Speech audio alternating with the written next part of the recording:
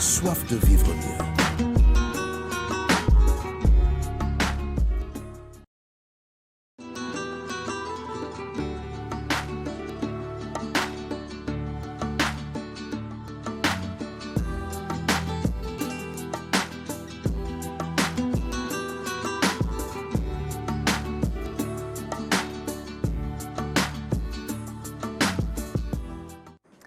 jërë ngeen jëf ci ànd bi ak ñun fii ci Kinkeliba ziar naa leen ci suba si di am yaakaar ni yow ngeen ci jàmm tey nag ni ñu ko tàmm di defee saa su nekk naam ponk yu bëri yoo xam ni indi nañ leen ko ci bés bi waaye di leen wax ne environnement ak soxna Marième ci kanam tuuti ak ponk bi nga xam ni tànnal nañu ko Ibou Ba moom itam am na lu ñu indil dans sa rubrique sociétale ngeen xaar ko ci kanam tuuti jëlaale bu baax ay notes parce que am na lu am solo loo xamante ne ci bés bi dina ci def pàcc bu yaa ci rubrique am li gën a fës ci yëglekaay yi ak ñi nga xamante ne rek ñoom la ñuy àndal tey di René Fonseca ak ki nga xamante ne moo di Amadou Diallo loolu yëpp daal ñu leen ko baaxee te du ñàkk certainement dinañ dellu si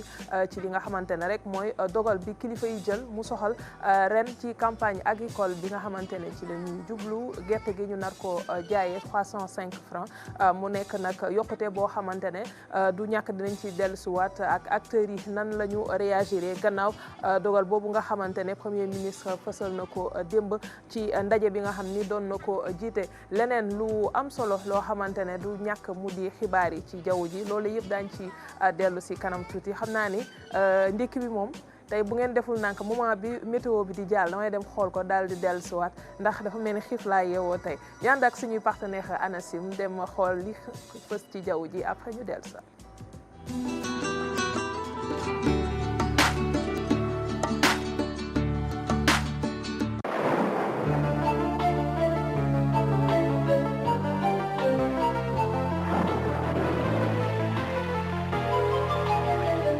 Bonjour amis téléspectateurs qui nous suivent sur Kinkeliba sur la chaîne majeure. L'actualité météorologique du jour reste marquée par une fraîcheur nocturne et matinale moins marquée dans la moitié nord avec un temps qui n'est pas très froid dans ces localités. La chaleur pendant la journée avec des thermomètres qui va aussi entre 40 et 41 degrés. Regardons la photo satellite du jour qui nous montre un ciel qui est dégagé, mais moins dégagé que hier parce qu'on a des voiles de neige dans la partie nord et la moitié nord du pays qui évoluent de l'ouest-orient vers l'intérieur du pays. Côté Harmattan, donc c'est des vents qui sont là. Côté prévision, donc pour cette journée du mercredi, on aura de la canicule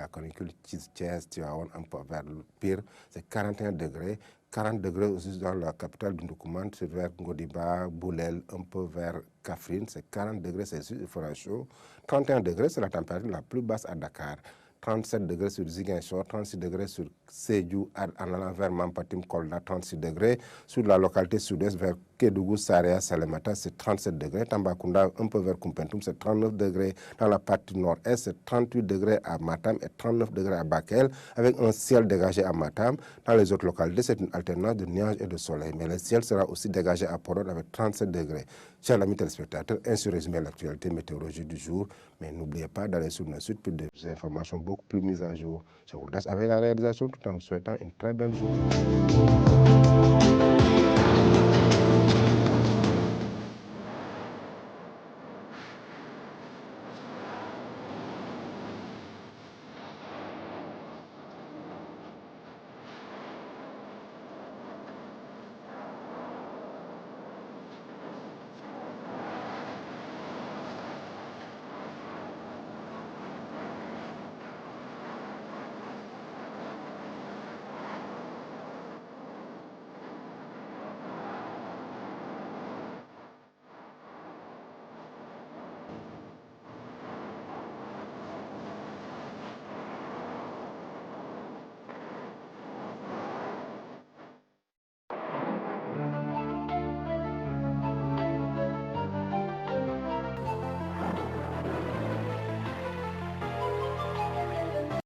ñu ngi leen di gërëm bu baax suñuy partenaire ANACIM ci li ñu baaxee ci xibaar yi mel na ni ci li ma gis ci carte bi Dakar moo tane ak une température un peu plus clémente comparée ak yeneen région yi nga xamante ne rek gis nañ ko sànq maa leen doon wax ndikk bi parce que dafa amaat yeneen yu bees yoo xam ne gis naa ko tey la Brioche Dorée indi ko muy bii moom xaw ma lu mu mais tey fii laa féete yeneen yëpp dafa mel ni jot naa ko ziar ba noppi gis naa tamit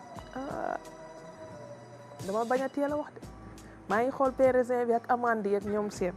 yàlla baax na mun naa am fii si kanam daal ma xoolaat naka laa koy gérer boole ak sama kaasu Kenkeliba pour ndékki bi gën a neex plateau salé bi xam naa ni waa journal moo tax féetee nañ ko zone bële pour que ñoom itam ñu mën a def li nga xamante rek moo leen gën a ku ci nekk ak préférence man maa ngi ci sucré bi ñoom ñu ngi fii ñu gërëm bu baax la ba yos doole ndox mi daf may topp ak waa Kirène pour sport bi mais Aziz Bane dina ñëw léegi ak ñi nga xam ne ñoom laay àndal sànq maa leen ko doon wax si suñu site rts.sn am ngeen possibilité gis xibaar yi nga xamante ne nii mooy gën a fës ci jamono ji te campagne agricole 2024 2025 bi ci la bokk ndax démb gis ngeen ne jëwriñ gi ñu dénk wàllu mbay mi taxawaay bi nga xamante ne wax na ni kilifa yees yi am nañ ko ci doxal réew mi ak naka la ñuy def ba ñu moom suñu bopp ci wàllu lekk waaye itam di bay di dundee mu di mën ngeen ko seetaan seen préférence dem sur YouTube seetaanaat journal bi gisaat waxtaan bi nga xam ni def na ko wala ngeen ñëw rek def yu fi tayal comme Aram Touré ñëw si rts.sn seetaan li nga xamante ne ni article bi ñu fi def daal di koy lire jël ci l'essentiel de l'information am ngeen possibilité itam dem sur YouTube comme je le disais la dernière fois journal Bangok ak soxna Mariama Dramé wala ngeen ñëw ci li nga xamante ne rek mooy sur X y a que moi qui fait ça hein seetaanaat sa bopp le matin maa ngi ñëwaat léegi nii le temps que pub bi di jàll sur X également la sortie du ministre de l'agriculture am ngeen possibilité ñëwaat foofu réagir ndax waxtaani yenn saay ci plateforme yooyu lay gën a daal di jaxe te am na ci yu bëri yoo xam ne ci ay xalaat du ñàkk dinañ ci dellusiwaat ndaje bi premier ministre doon jiite démb itam ci suba si mongoog mun ngeen ko daal di apprécier comme ni ngeen ko gisee si yeneen plateforme yi Facebook ak yeneen donc actualité bi en temps réel avec l'équipe digitale loolee di ngeen ci mën a ñëw léegi baax na Numbe Diop jërëjëf ñu ngi lay nuyu Ibrahima Sagnane egam pile à l'heure waaw fii Aziz dalay yokk xalaat Francis tamit kenn du moom saa yoo waree lii day naan nañ teel a ñëw taxaw donc merci à vous qui nous suivez à cette heure-ci Ousseynou Seck bon réveil à la team Kenkeliba à la manette bon Aram Touré on va dire hein c'est plus simple merci beaucoup alors dinañ ñëw léegi nii ci exercice mais Aziz mën ngaa ñëw parce que gis naa ni yi ma doon wax sànq nii am na ci yoo xamante ne ni yitteel na la surtout ci wàllu ndékki bi ci yi nga xamante ne indi nañ ko ci bés bi yaramu jàmbur baa ngi fi maa ngi koy wax ni ginaar bi nga xam ne am na ñoo xam ne dañ ci am préférence ak la brioche dorée ci li ñu da ngay dajji wala da ngay xaar René ñëw non bàyyi mu yóbbu plate bi rek lu tax nga yóbbu plate bi yow bàyyil fii René Sawar ak kii Amadou ci RTB bàyyi leen ko foofu kon parce que su tourné gisu ko fii day yaakaar am maa lay siyaar bu baax maa ngi lay delloo nuyu téléspectateurs yi Aziz xanaa Francis moo ne la da ngaa sut Aram taxawal ne la boo waaw tey moo ne ma bul yéeg ndax dana ma boo yéegee Aram du feeñ quoi il lay doon il waaw baax na fii baax na bàyyi may taxaw fii rek fii moo gën a baax waaw loolu baax na amul benn problème alors tey loo ñu indil ci waaw tey jii indil nañ la ñaari gan kenn ki di nga xam ni mooy jëm ci wàllum numérique la ñuy waxtaane ak wàllum assainissement te rek jàpp nañ ni kon tey jii am nañ kii nga xam ne mooy Omar Sène dinañ ñëw ci kanam moom mooy directeur de l'assainissement te ñu waxtaane jëm ci li nga xam ne mooy concertation yi nga xam ne doon nañ ko amal fan yi ak lan nañ mujjantal bi ak li nga xam ne mooy journée mondiale des toilettes bi ñu amal juróom-ñaari fan ci weeru décembre beneen gan gi moom yegsi na sax mooy Babacar Charles Ndoye expert la ci wàllum sécurité ak système d'information moom nag dinañ wax te moom na am na lu ëpp ñaar fukki at ci wàllum environnement numérique wala waxtaan ak moom jëm ci li nga xam ne daal naka la ñuy def ba gën a wóoral li nga xam ne mooy suñu système d'information Aziz mbaa xam nga ne war nañ leen xool bu baax moom Ibou tey kon waaw moom Ibou moom tey seen domaine waaw ñoom nga boole tey débat bi commencé na depuis bi ñu ñëwee ñoom ñaar moom Ibou ñu ngi commencé di débat waaw kon maanaam waxtaan bi tàmbali na bu yàgg nga jàpp si nga xool bu ko defee ñu bañ leen bàyyi ñu def loo xamante ne discussion la entre ñoom lay doon coach Tandaxa la ñuy seetaani mais ñi ñuy àndal Aziz mën nañoo yegsi ci jotaay bi bu ko defee ñu gàddu suñu butéelu Kirène dem defi sport dellusiwaat léegi-léegi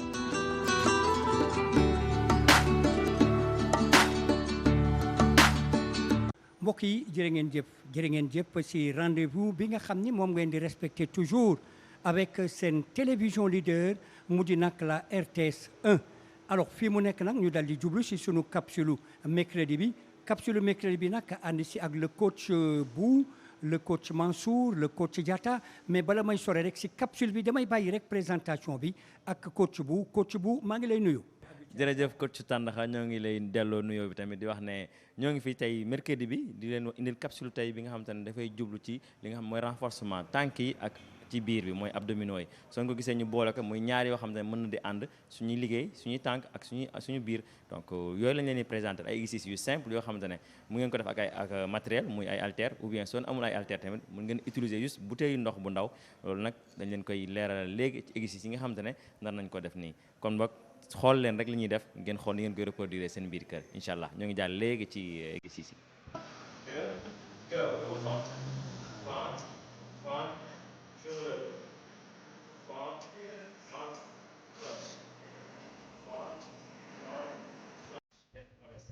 waaw kii nag mbokk yi li nga xam ne moom la ñu tàmm di gis mu di nag le renforcement boo xam ne bii classique la mais bii beneen façon bu ñuy renforcer les membres inférieurs moom nag moom la ñuy gis nii gis ngeen c'est assez particulier quand même par rapport ak renforcement bi nga xam ni c'est le renforcement bi nga xam ne moom la ñuy wax classique alors regardez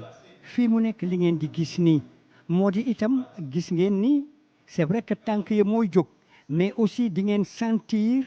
si au niveau des adducteurs rawatina nag dal di dem ba nga xam ni au niveau des obliques yooyu yëpp da ngeen koy dal di sentir alors bon nag ma ngoog coach Do coach Bou plus exactement coach Mansour ak coach Diatta.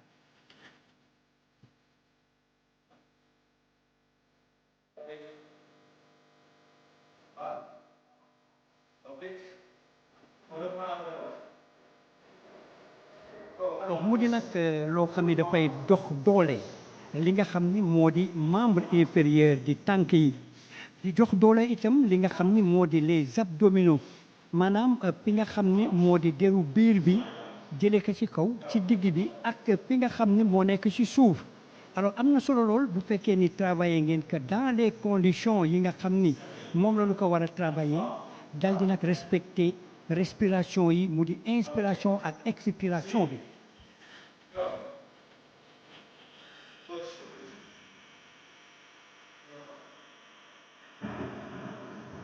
c'est vrai li ñu naan partir du plus simple au plus difficile loolu nag pédagogiquement dafa am solo surtout nag ci coach yi nga xam ni ñoo di diriger les salles de sport.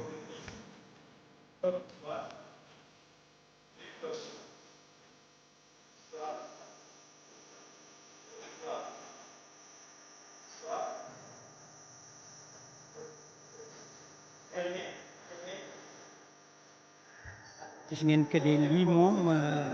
mën naa wax ne rek ni exercice la boo xam ne c'est allé très vite mais nag yaakaar naa ni am na yu bare yoo xam ne jàpp ngeen ko ci ñu daal di bàyyi rek ñu replacer waat li ñuy wax rek yooyu nga xam ne moo di organe yi ma tuddoon léegi.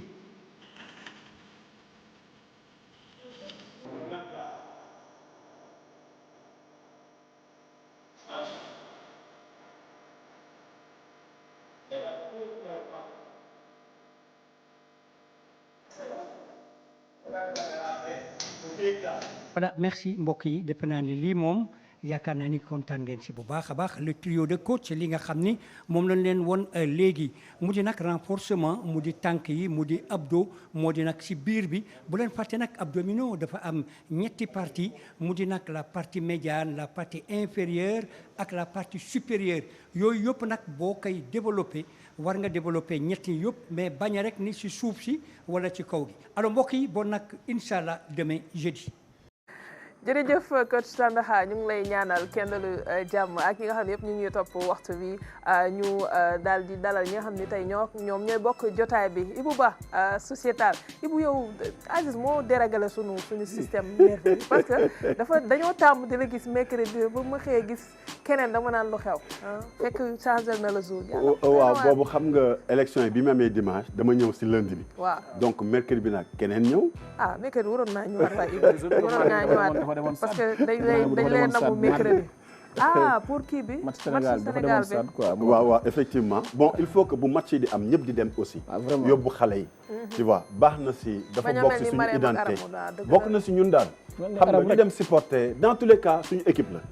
bu ñu kontaanee bu ñu kontaan ñu dem bu ñu tàccoo benn sax et puis dompat si sot la bokk waaw. mel ni arab rek tey sociétal. alors di nuyu ñëpp d'abord si plateau bi di nuyu képp ku ñuy seetaan et puis surtout di ñaan comme d'habitude yàlla dool ñi jàmm ak sutura suñu dëkk bi yëpp ñun ñëpp parce que la lépp xaj. aram tey buñ ne 70 ans mooy juróom-ñaar fukki at 1944 dafa am li fi xewoon suñuy maam suñuy baay ñoo xam ne dañ leen rayoon ñi leen rayoon waa France la li tax ñu rayoon leen dañ doon laajte kese donc képp seen xaalis ban xaalis lañ doon laaj si guerru 39-45 bi Allemagne daf leen jàppoon prisonnier mais jàpp leen woon moom rek dafa jàppoon armée française bi yëpp prisonnier ba France ut wallu si àdduna bi De Gaulle dem fële sa Londres anglais yi di wax kaay leen jàpp si ñëpp jàpp si ñun ñu jàpp nañ si ay tubaab jàpp ay breton jàpp ay auvergnat jàpp ay ch'ti jàpp ay marseillais jàpp ay waa Perpignan ñoom ñëpp la ñu jàppoon tirailleurs yi aussi tirailleurs africain la parce que burkinabé mi ngi si tchadien mi ngi si nigérien mi ngi si malien mi ngi si sénégalais mi ngi si loolu biñ leen jàppee am benn loi bu ne dafa am prime de captivité buñ la jàppee dañ la war a fay ndàmpaay ñoom loolu lañ doon laajte de laajte wuñu woon seen indemnité laajte wuñu woon leneen ak leneen ñu jàpp leen si dóor leen ay bal François Hollande président France la woon ñëw na ba fii suñu dëkk daan ne ñi si dee sax 35 personnes la mu demaat ba si biir mu ne defe naa 70 personnes la ñu ne wax benn dëgg bu amee ñaari wax benn bi mooy dëgg beneen bi bokk si donc dañuy wax yan ñooy solution yi ndaxte nag ñu ne France dañuy waxante dëgg yàlla moo ñu boole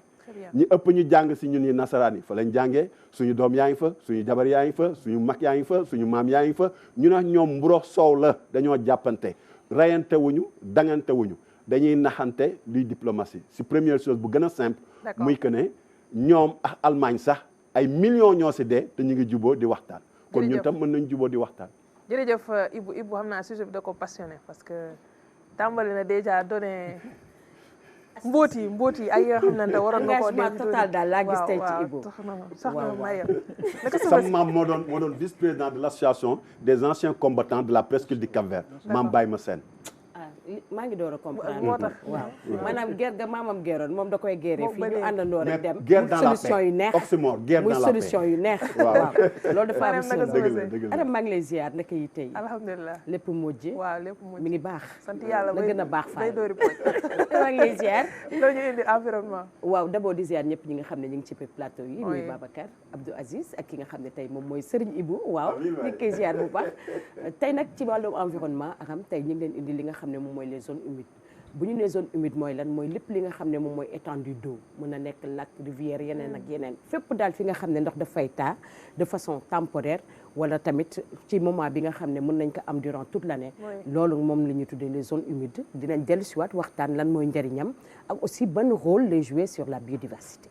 jërëjëf nañ ñëwaat ci moom ci kanam tuuti Abdou Aziz Ba. waaw sànq de mosaloon nga ñu dèjà li nga xam ne mooy ñëw. waaw gan yi waaw maa ngi lay ziaraat bu baax. alhamdulilah maa ngi si jàmm yaa Seyda naka daara ja. sant yàlla bu ñu déggoo ma ko sànni bu ma yóbbu foofu Aziz bu ma yóbbu foofu ma yàqal. waaw ñi dalal ñaari gan kenn ki sax ci si na mi ci plateau bi muy Babacar Charles Ndoye nekkit expert en sécurité système information moom nag am na lu ëpp ñaar fukki at. ci li nga xam daal mooy jëm ci environnement bi jëm ci wàllum numérique comme dañ waxtaan ak moom tey jëm ci ponc yu bëri yoo xam ne daal dinañu ko leeralal tey jii ànd ci ñun dolli ñu xam-xam jëm ci li nga xam ne mooy wàllum système d'information beneen gan gi dina ñëw bu 7 heures jotee mooy kon ki nga xam ni moo di Oumar Sène nekk directeur de l'assainissement ñu war a waxtaanee naka la jàpp ci li nga xam ne mooy concertation yi ñu doon amal fan yi ci diggante ci wàllum ndox ak assainissement waaye waxtaane tamit li nga xam moo jëm ci journée mondiale des toilettes bi ñuy waajal ak ko ñu taay waaw yooyu yëpp tamit Aziz mu ñuy waxaale ko ak ko ñu taay incha allah jërëjëf merci beaucoup Aziz Bane Babacar Charles waroon nga fee fekk Binta Charles nag ma xam lan ngeen bokk nuyu naa la baax a baax fay naa la Aram naka suba si ça va alhamdulilah alhamdulilah ça va bien xam nga ni émission amoon na avant 6 heures waaw tàmbali woon naag Ibou jot nañoo wecce ay xam-xam yu ñu bokk ci wàllu li ñuy liggéey donc ñu xaar ci kanam waaw bu ko defee ñu kii ñu bokk ak yéen d'accord yaatal waaw jërëjëf xibaar yi la ñuy jublu ak René Charles René maa ngi dama koy tooñ moom tur bu nekk jox naa ko bi ñu commencé léegi. fu mu toll nii moom xam naa Ibou rek moo des. benn jour dañuy toog rek mu ne Ibou René. nuyu naa la Aram nuyu ñi toog ci plateau bi nuyu moo ni dool Ibou. Comme d'habitude moom foog ma koy nuyu personnellement et particulièrement puis voilà quoi di nuyu aussi nos très chers téléspectateurs tey moom plateau bi neex na trop quoi tey plateau bi xam na on passe au flash. Oui, on y va après ça.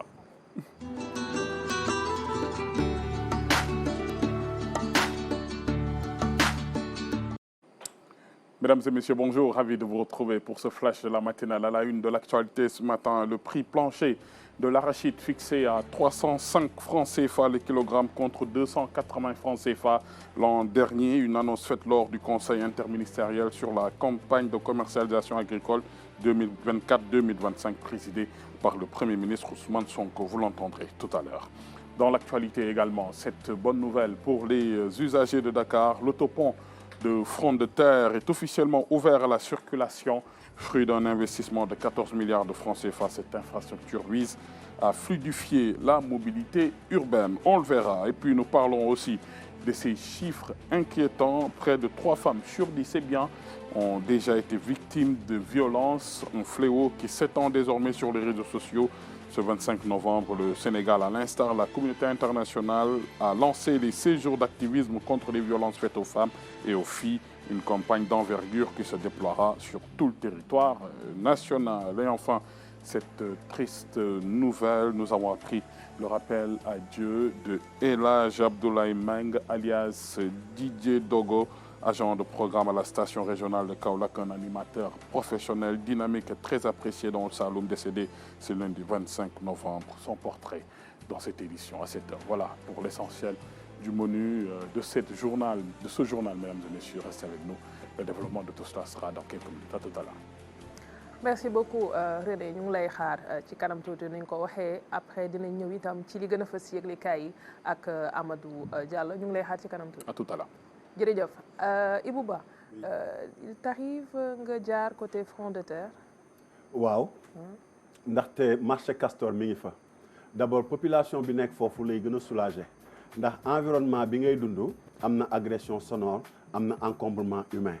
et genre pont yi moom la ñu war a multiplier boo demee Chine même à Pékin di nga gis sur 70 kilomètres mu am ay tali si kaw maanaam Dakar Thiès donc yii il faut ñu koy multiplier parce que comme on le dit 1% du territoire qui regroupe combien d'individus ici il faut que dans ces zones là périurbaines bi nga xam ne mooy def liaison beex la petite banlieue et la grande banlieue ñuy multiplier les ponts et li tax sax mu war a gën a nekk dëgg xoolal rek si pont wu Cambérène bi boo génnee Dakar pour dem lii di buntu Pikine wala dara da ngay gis soulagé na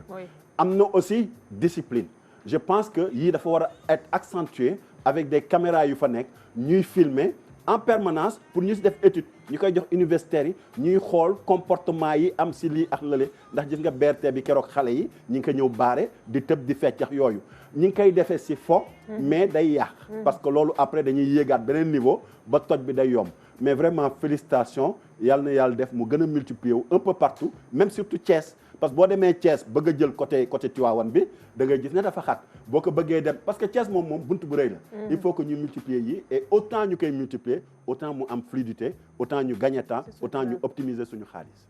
jërëjëf beneen ponk balaa ñuy dem séjour d'activisme Aziz Ban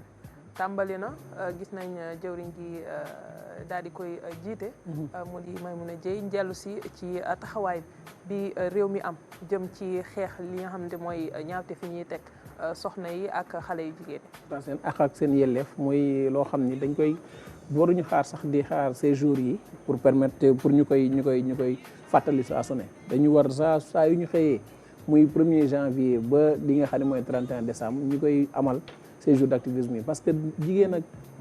xale yu ndaw dañoo war a am ak yelleef yoo xam ni saa su ne dañ ko war di sàmm saa su ne dañ ko war di leen protéger te da nga parfois nga gis ay ñaawteef yoo xam ne dañ koy def jëmale ko ci ñoom loolu nag du loo xam ne lu war la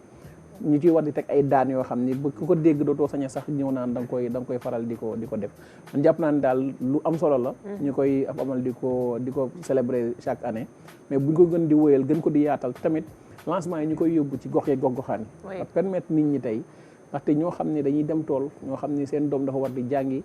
surtout bu jigéen ngay dem di yóbbu añ tool wala ngay dem ñu lay liggéeyloo ba waroo mën a dem jàngi tey ñu ngi yóbbu ci goxee goxaan yi pour permettre ñooñu tey ñu xam ni kat am nañ loo xam ne jagleel nañ leen ko ba ñu ngi xeex seen àq ak seen i leef permettre leen ñu nekk ci ay conditions yu baax. de plus en plus ñuy gis yu bëri ñu koy partager léegi ci réseaux sociaux yi ku ci dund dara def nañ ma lii teg nañ ma lii te gis nañ ci li ñu génn am na si cas yoo xamante ne ba léegi nit ñi en tout cas ci yenn ci jigéen ñi seen taxawaay duñu ay féministes yenn saay nekk nañu sax ñu bokk ci ay kuréel yoo xam dañuy défendre jigéen ñi mais li ñuy gis mooy chaque fois dañuy naan des na malgré texte yi ñu am malgré sensibilisation bi et tout mais au niveau des familles dafa am loo xamante ne xëy na ci yarin bi la. waaw Aram yarin bi mi ngi si mais suñu culture aussi dafay tax yenn yi duñ ko sañ parce que dañ naan jigéen dencub yàlla la te dencub yàlla nag fañ ko war a denc dafa war a sori te la muy sori mooy dafa war a ànd ak njëriñ mooy jigéen tey soo xoolee ni moo la jur tey xam ne moo la jural sa njaboot kooku mënoo ko koo fay kon donc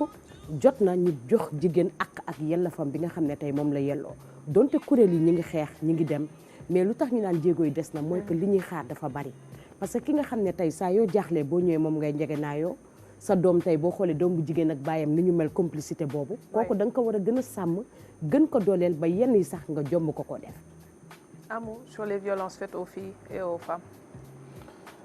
Man moom li may wax féministe la dans l'âme man moom damay démb rek am na poste bu ma def ci benn intervention Ndeye Fatou Kane xaritu Aziz maa ngi koy nuyoo passage donc man damay wax dafa am lu ñuy wax les sous-hommes man góor buy toroxal jigéen moom man sous-homme laa la jàppee pour man moom waroo baaxoo ci kër baaxoo ci àll baaxoo ci société loolu nag bon suñu dëkk Afrique yi war nañ ci mën a gën a def ay jéego yoo xamante ni ñii di violenté ñi jigéen ñi ak xale yi dañ leen war a denc fu sori teg leen lu diis nit soo deful loo war a def dañ la war a teg loo xamante ci wàllu wu ne man noonu laa ko jàppee pour man ñii di def lu ñu warta def ci xale yi jigéen ñi wala jigéen dañ la war a teg lu diis loo xamante ni bii bu ko sa morom séenee dootu ko xalaat wala foog nga tàggoog sa sago lool pour def ko. Très bien jërëjëf dañuy jàll ci beneen ponk yëgle kaay yi maa ngi koy wax sànq ak Amadou Diallo mu dellu si waat ci li gën a fës ci bés bi bokk na ci campagne agricole bu 2024-2025 bi nga xamante ne premier ministre jiite na ab ndaje démb di wax matuwaay yi nga xam ni kilifa yi jël nañ ko ngir taxawu ñi yëngu ci monde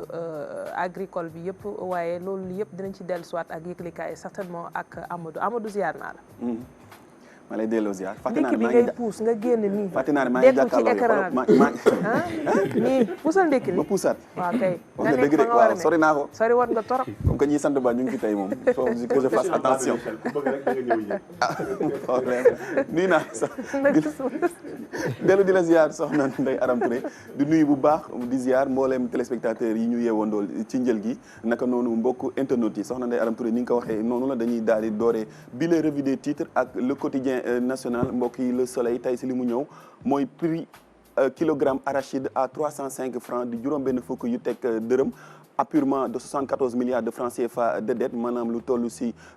juróom-ñaar fukki milliards ak ñeent loolu yëpp di ay bor ñu daal di koy fay ki def loolu mooy état bu Sénégal Soleil ne l' état huile la campagne mu mel ni campagne agricole bi ren ji dina ala dawme loolu la yéenekaay li Le Soleil indil ñu tey si suba. ñu dem ci beneen yéenekaay mbokk yi ak l'Observateur le quotidien du groupe Futur Média moom si li mu ñëw mooy affaire Samuel Sarr West African Energy le tournant décisif de l'enquête Samuel Sarr vers le deuxième cabinet d'instruction ñu dem ci beneen yéenekaay moom si li mu ñëw ba tey mooy li Soleil doore ak ñun sànq di campagne agricole bi première campagne agricole sous l'ère BDF nag boo ko déggee mooy le président Bassirou Diomaye Diakhar Faye Sonko livre les bonnes graines ñu dem ci beneen yéenekaay yor lañ koy tuddee yor bi campagne de commercialisation de l'arachide 2024-2025 mu mel ni atum diggante 2023 ak 2024 ñu ngi amoon ñaari téeméer ak juróom-ñetti fukki junni tonnes d'arachide ren nag di 2024-2025 ñu ngi am si ñetti téeméer ak juróomi junni tonnes la tonne d'arachide loolu lañ jot a am fii si Sénégal loolu nag nekk lu am solo ñeel li nga xamante ni nii moo di baykat yi les paysans se frottent les mains l'État augmente de 25 000 francs le prix de la tonne d'arachide mu mel ni koppar yooyu boo ko xoolee état bi lu mu si dolli mooy juróomi junni si suñuy koppar loolu nag ñeel prix tonne d'arachide bi. ñu daal di dem si beneen yéenekaay moom tamit dafa mel ni si loolu des ci wàllum gerte gi maanaam campagne agricole bi campagne de commercialisation de l'arachide le prix au kilo fixé à 305 francs mu mel ni loolu nekk na lu am solo surtout ñeel ñi nga xamante ni nii ñoo di baykat yi. beneen yéenekaay mbokk yi enquête la tudd grève secteur santé et université. Grève secteur santé et université le pouvoir face au front social mu mel ni secteur santé bi maanaam wér-gu-yaram beeg université yi dafa am ay yëngu ay grève ak yeneen yu ni mel. ñu dem ci beneen yéenekaay soobu ci wàllu tàggat yaram ak Rewmi quotidien Rewmi sport combat royal moom si la des ba tey mel ni combat boobu njaw mu ngi des di si desab xambin ba tey moom combat royal boobu diggante Siteu ak Modou Lo les sanctions pécuniaires maanaam li ñu comp si ñoom si seen koppar daal dinañ koy xam démb diggante Modou Lo ak Siteu ku nekk la CNG daal di sanctionné ñeel sa wàllu koppar. loolu sax moom la tribune sport fësal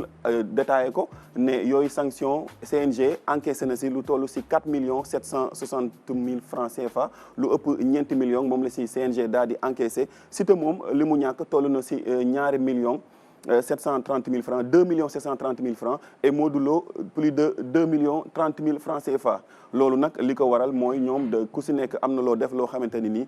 règlement CNG da koy daal di tere.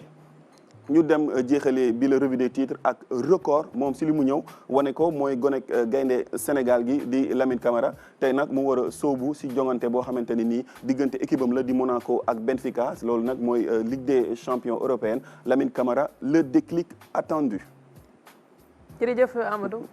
léegi mën ngaa mos ndekki. mën naa mos jërëjëf autorisation. comme ça Paris la far moo tax waxu ci defetu Paris bi. wala non Real mooy football tey moo tax waxu ci quoi. dimbali ko rek kii ko. non non Real mooy football tey damay bañ kii rek damay bañ yéen ñi. jégeegul def warul reeku lapp moo tax Real tey lay football. mais PSG démb sonn na démb non bari kay. am rouge ñu dóor la. non non du chance de am nga ay sénateur yuy football. moom ñoom ñooy daje ñoom lañ daje. dañuy yeelaale da ngay mel ni kuy football te footballuñu. waaw vraiment démb amul benn conviction. parce que ki nga xam ne moom lañ considéré entre guillemets seen meilleur joueur muy Dembélé ñu daal di koy rouge. loolu baaxul si ñoom. quand même. jërëjëf merci beaucoup mais équipe bu yàlla bi moom xaar leen ko. équipe yàlla bi waaw ngoon ñu xaar ko. jërëjëf dina ci ñëw Ibou. 4 millions 700 mille yi xaw ma 60 mille maa ngi lay dégg ngay kaas ëpp na. boo jëlee PhD wala nga jël un ingénieur kenn du ko sanctionné si yenn montants yi boo jëlee fi médecin bu def sax benn faute kenn du ko sanctionné si yenn kii alors que c'est l'école de la République ñii benn nit la mu jël yaramam di jël dooleem di jël xelam di si daw ba am doole dem di def combat nga bëgg ko dagg loo xam ne si at bi ñii di liggéey yu metti muy mécanicien wala plombier duñ ko am du dëgg du yoon nañu bàyyi di sanctionner lutteurs yi ba pare xam nga nee nañ lan leen sanctionné nee nañ ay butéelu 10 litres lañ fa indi mais dañu war a indi butéelu 10 litres ñun ñëpp d'accord nañ ne mbër yi bu ñu ñëwoon en 30 minutes futteeku dóorante mu jeex. ndax du texte kon CNG yi la ñu war a xoolaat mais texte CNG dafa illégal il faut que benn avocat saisir dossier bi saisir un juge fii Sénégal la c'est le droit positif kenn amu fi droit de sanctionner benn nit 2 millions de francs ci salaire am mais nañu waxante dëgg dafa inhumain ji nga mbër yi d'ailleurs même am na benn sociétal bu prévoir sur ñoom ñu am mérite lañ billahi ñu am mérite lañ mais jàpp leen comme ça ay 2 millions 3 millions 4 millions ñu koy wane sax ne gàcce la si ñun défaite la nañu bàyyi lii waay nañu bàyyi mbër yi. merci sociétal bi nga nar a indi bul fàtte sama mbër bi dégg nga. kan mooy sa mbërati. Balla Gaye. mais Balla Gaye mbëru ñëpp la mooy mbëru peuple bi. empereur biir kër waaye mooy mbëru peuple bi. empereur Aziz Ndiaye. ñu jàll ci environnement léegi.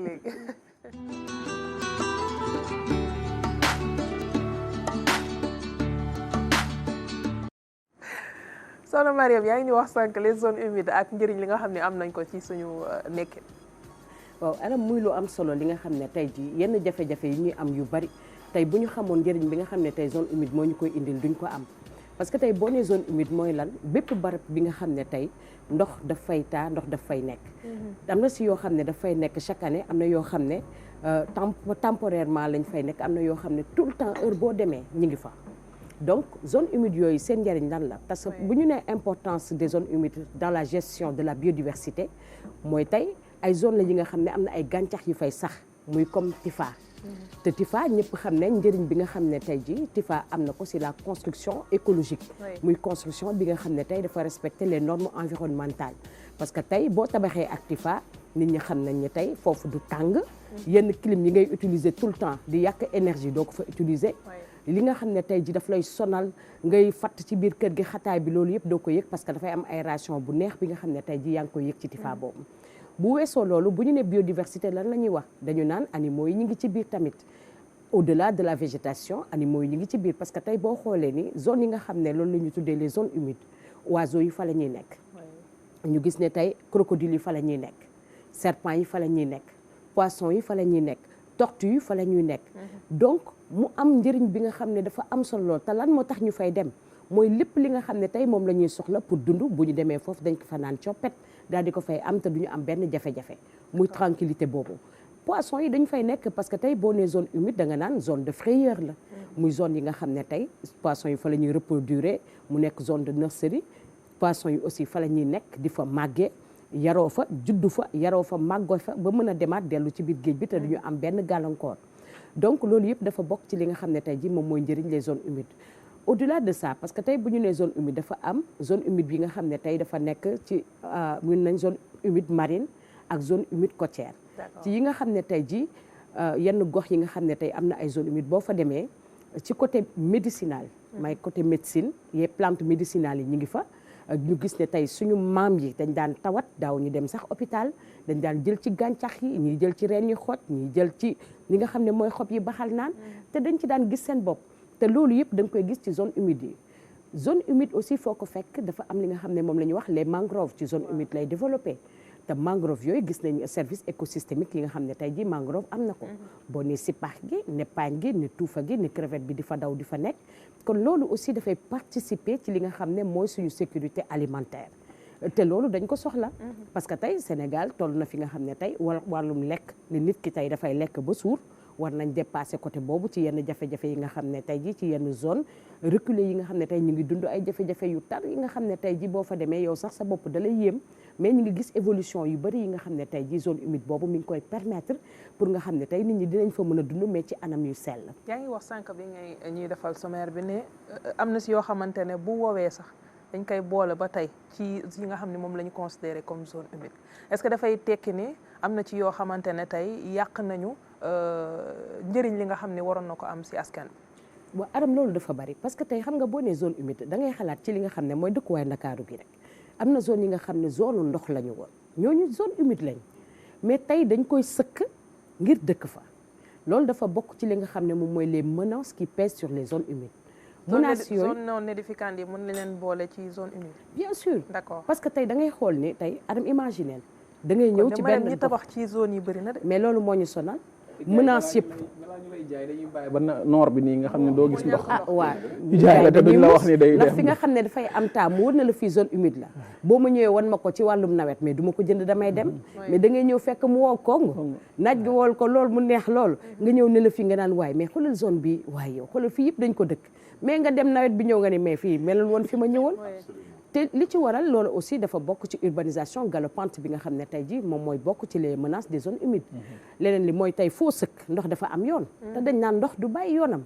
fi nga xam ne taataa ndox la ndox moo fay nekk zone humide la même boo fa dëkkee tôt ou tard di nga dem ba benn moment boo xam ne ndox dina am léegi nag loolu moo waral des fois yenn problème inondation yi ñuy wax yëpp zone yooyu ay zone yi nga xam ne dafa inondé depuis bi ñuy xamee zone yooyu ba tey donc inondation bi ndox bi dafa ñëw jaaraat fi nga xam ne moom mooy yoonam ya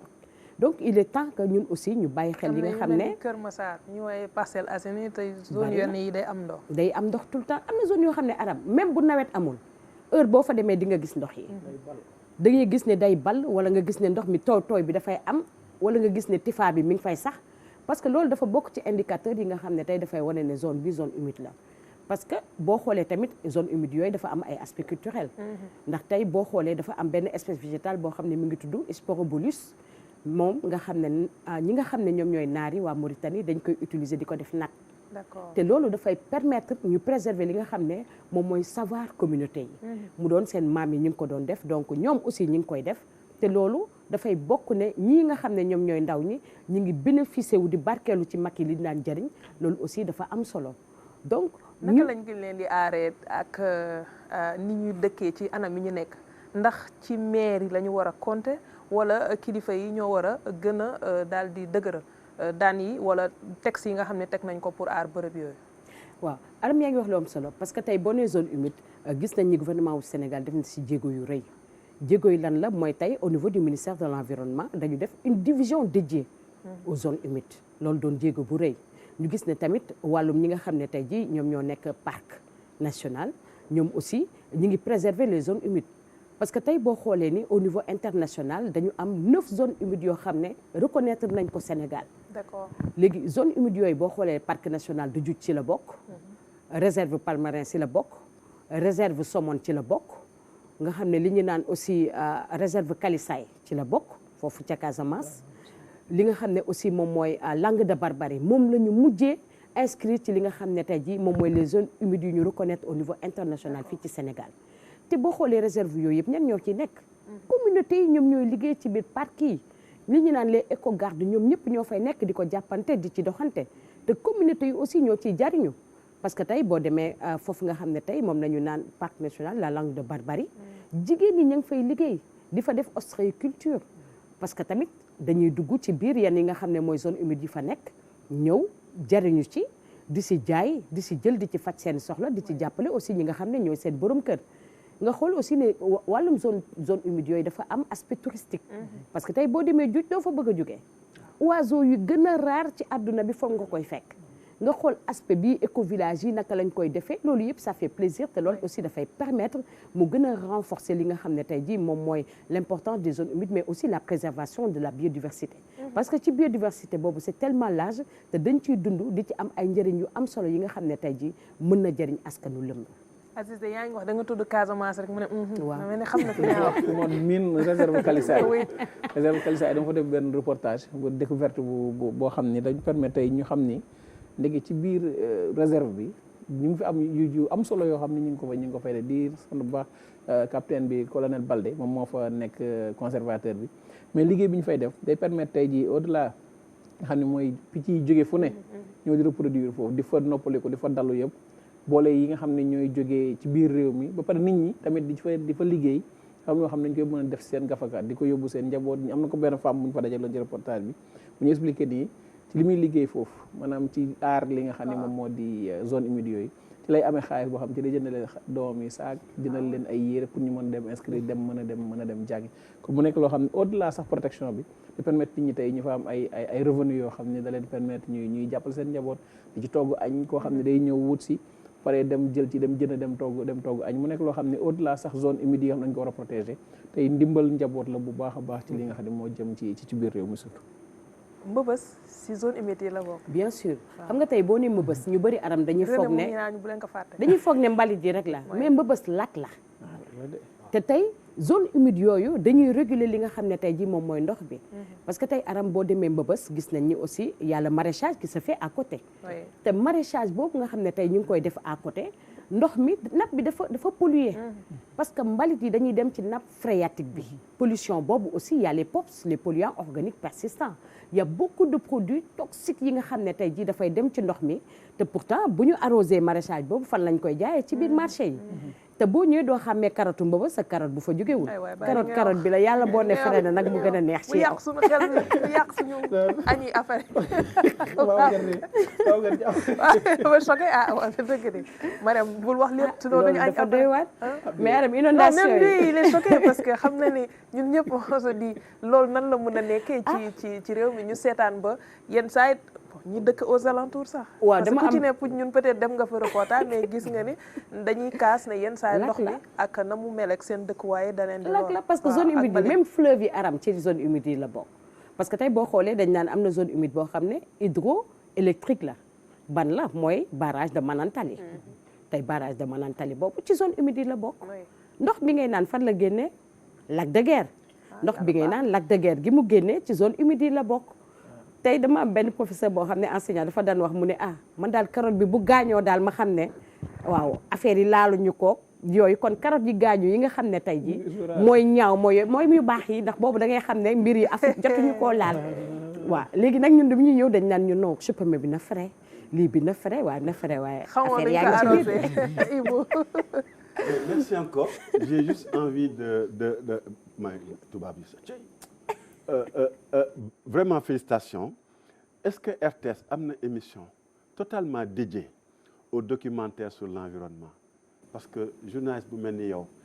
mën nga nekk un bon support pour def la promotion médiatique. ba pare day nekk après gestion de projet parce que si ODD yi boo xoolee bu 7 bi nga 11 12 ba 13 yooyu yëpp si li ngay wax ni ay fonds onusiens la yoo xam ne ñun dañoo toog banque suñu baaraam ay dëkk yu mel ni Belgique wala Kenya dem fa jël xaalis di ko defaree seen dëkk et je pense que yow dañ la war a jox émission sincèrement fii si RTS dédié à ça même bu dee dafa mensuel wala je ne sais pas comment pour que ñuy gën a def la promotion et puis dans les écoles il faut que écoles yi suñu xale yi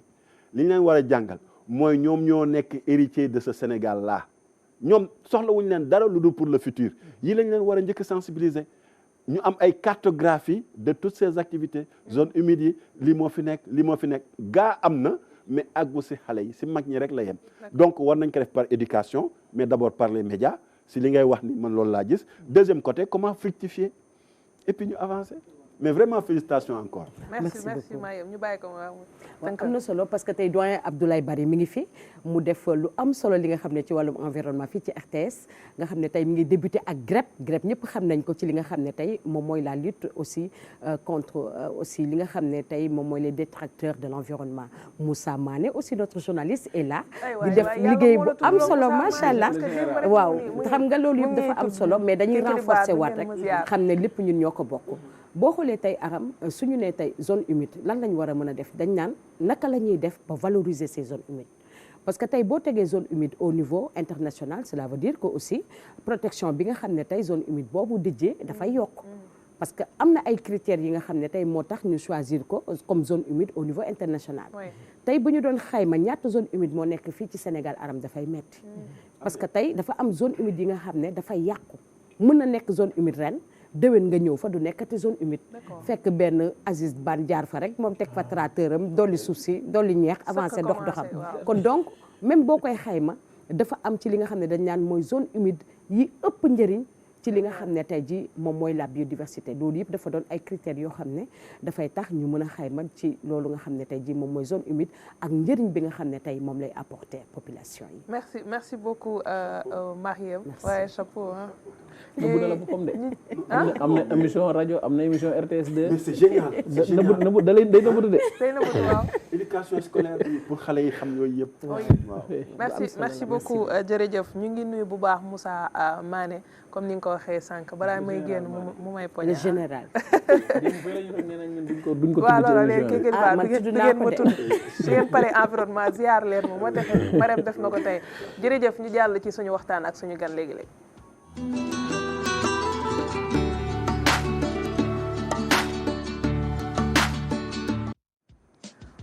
Aziz ñu ñëw ci Babacar Charles Ndoye nekk expert en sécurité système information expert en sécurité information moom mooy lan wala sécurité information sax moom mooy système d'information mooy lan waaw en fait expert en sécurité des systèmes d'information mooy lépp lu ëmb wàllu sécurité ci numérique dans son ensemble dafa yaatu nag am na pàcc yu bëree xam naa tey moom sama olof bi mais ngeen jàpp ci rek. non l'essentiel mooy ñu comprendre. mais voilà donc loolu la quoi c'est-à-dire que loolu mooy liggéey bi donc mais c'est-à-dire que li ci ëpp solo mooy lépp loo xamante ni dafay laal numérique. dafa am aspect sécurité bu koy couvrir parce que boo ko ci deful ak daraayam. maanaam nit dafa mel ni nga yor sa kër rek wala nga yor sa coffre amul caabi amul bunt amul dara.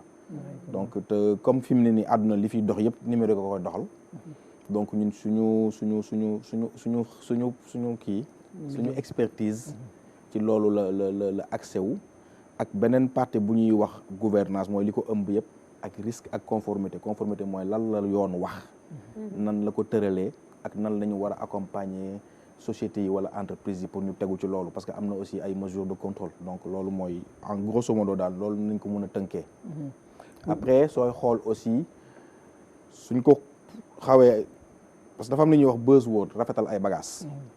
mooy li ñuy wax cybersécurité voilà donc sooy wax sooy wax soo koy gàttal da nga naan waa ji c'est un expert en cybersécurité. ci wàllu boobu tamit am naa ci expertise ci li ñuy wax cybercriminalité donc ci jàngale bi may def ak aussi li ñuy wax technique de renseignement parce que yooyu yëpp dañ koy boole des fois bu ñu demee ci yenn mission yi sur le terrain dañuy boole yooyu yëpp bagage yooyu teg ko ça nous permet d'être très rapide en fluidité. ci yenn affaires yi ñun ni ñu koy comprendre mu gaaw ak analyse ñi nga xamante ne bi ñoo fa nekk ñoom dafa liggéey duñ ko xamee noonu suñu ko waxee lañu naan ok kon lii la donc voilà yooyu la ñuy boole donc et puis ñu yàgg ci tamit ci at yu bëri di ko jëflante ak tubaab yi tey jii suñuy données buñ doon laajte Sénégal tey suñuy données wóor na wala fi ñu ko denc am na solo wala naka lañ ko mën a xaymaa loolu est-ce que njëkk ma wax la mooy données sensibles Aziz xam nga en fait li ma mun a wax mooy suñu données yi yan données parce que données dafa bëri façon booy wax données da ngay wax lan ban données lan données santé données personnelles données secret défense données projet données contrat pétrolier ak yooyu yëpp da ngay xam lan ngay wax données bu ko defee dafa am lu ñuy wax cartographie maanaam dañ koy xaaj wax lii donnée bii lii la donnée bee lee la donnée bee loolu soo ci paree ñu ne donnée bi dañ koy évaluer ci wàllu risque buñ ko pertee su réeree suñ ko tegee ci marché bi ñi ko warul gis war koo gis ban impact lay am ci wàllu xaalis ci wàllu image ci wàllu musiba donc loolu d'abord mooy li ñu war a xam ban bu ñuy wax donnée lan la ñuy wax donnée léegi yaay xool rek yow fan nga bëgg ñu dem ma wax la exactement. sensible bi déjà mooy lan données sensibles lan la ñuy considérer comme données sensibles. données sensibles mun na nekk on peut considérer données personnelles yow sa tur sa sant sa adresse données sensibles la. D'accord. parce que mën nañ koo jaay.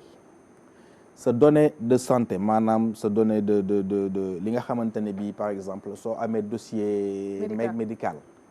par exemple lu mel ni. nga am dossier lu mel ni hôpital wala institut Pasteur parce que ñooñu ay données yu sensibles la ñu am donnée boobu noonu bu leen rëccee ñoom si dark web bi mën nañ ko jaayee benn donnée boobu bu la concerné $400 loolu lay jar des fois nit ñi dañuy foog ne man je suis pas important man sama tur ak sama sant fu mu dem amul problème non c'est important xamul tax parce que fa ñuy defee mbuxum sa tur ak sa sant mën nañ koo jël defar ci benn pièce bu faux def ci leneen loo yëgut sa kaw lay dal donc moo tax nit da nga war a bàyyi xel bu ñu la nee moytul dara rek am na lu tax ñu la koy moytuloo donc données sensibles tamit mun na nekk données secret défense ay données yoo xamante ni bii dafa am classification am na ay données vert ay données jaune ay données orange ay données noires données noires mooy li nga xamante ni bii dafa extrêmement sensible ba nga xamante ni bii ci wàllu technique de sécurité du aaju sax ñu koy conserver day xew ci diggante ñetti nit ñu waxtaanee ko amut bind WhatsApp amut téléphone amut sauvegarde ku nekk ci sa biir bopp bi nga koy denc am yooyu noonu am na ci wàllu état buñ fa tolloo ñoom noonu lañ koy gérer du lu ñuy waxtaanee ci bureau du lu ñuy waxtaanee ci conférence boo deewee wala dara feebar wala dara dal waaw mais ñett ñi mënuñu deewandoo wala partage bi dina continuer waaw am na wala ci chaque fois 3 rek voilà mais non c'est-à-dire que dañuy restreindre ñi ko war a xam d'accord voilà données rouges buñ ko sauvegarder dafa am ay mesures de sécurité yoo xam dafay méttee pour nga xam fañ ko denc wala nañ ko dencee foog nga am pouvoir décisionnel du ñëpp ko war a xam mais yooyu yëpp tamit dafay mooy dugg ci contexte classification ndax lu nekk dañ koy am fu ñu koy teg pour mun a évaluer risque am. bu ñu ñëwee ci données personnelles fii ñun suñuy données personnelles ba xam ñun ñoo ngi ko téye ba xam mi ngi ci mbedd mi wala fan la ne. xam nga données personnelles yu Sénégal li ma ciy préconiser mooy pour ñu mën a bàkku di wax ñun dañoo am souveraineté numérique foog ñu xam suñu données yi fan la ne. ci wàllu cartographie données yu bëree xamuñ fu mu ne benn. Sénégal waaw wala buñ ko xamee it dañ koy dénkaane te duñ ko saytu. maanaam dañuy am projet. oo benn société bu nekk Lyon jox ko benn projet fay ko ay milliards mu jël suñu ay tur ak suñuy sant ak fu ñu juddoo ak lu ñuy lekk ak lu ñuy naan nekk ci mais duñ xam fan la ko yóbbu.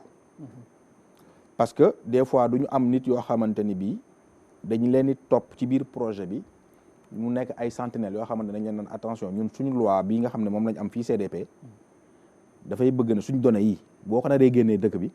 da ngay ñëw ci ñun ñu xool ko saytu ko jox la récépissé gis nga loolu suñ ko tegoon fi ñu ko war a teg non heure bi état bi ay milliards yu bëri lay encaissé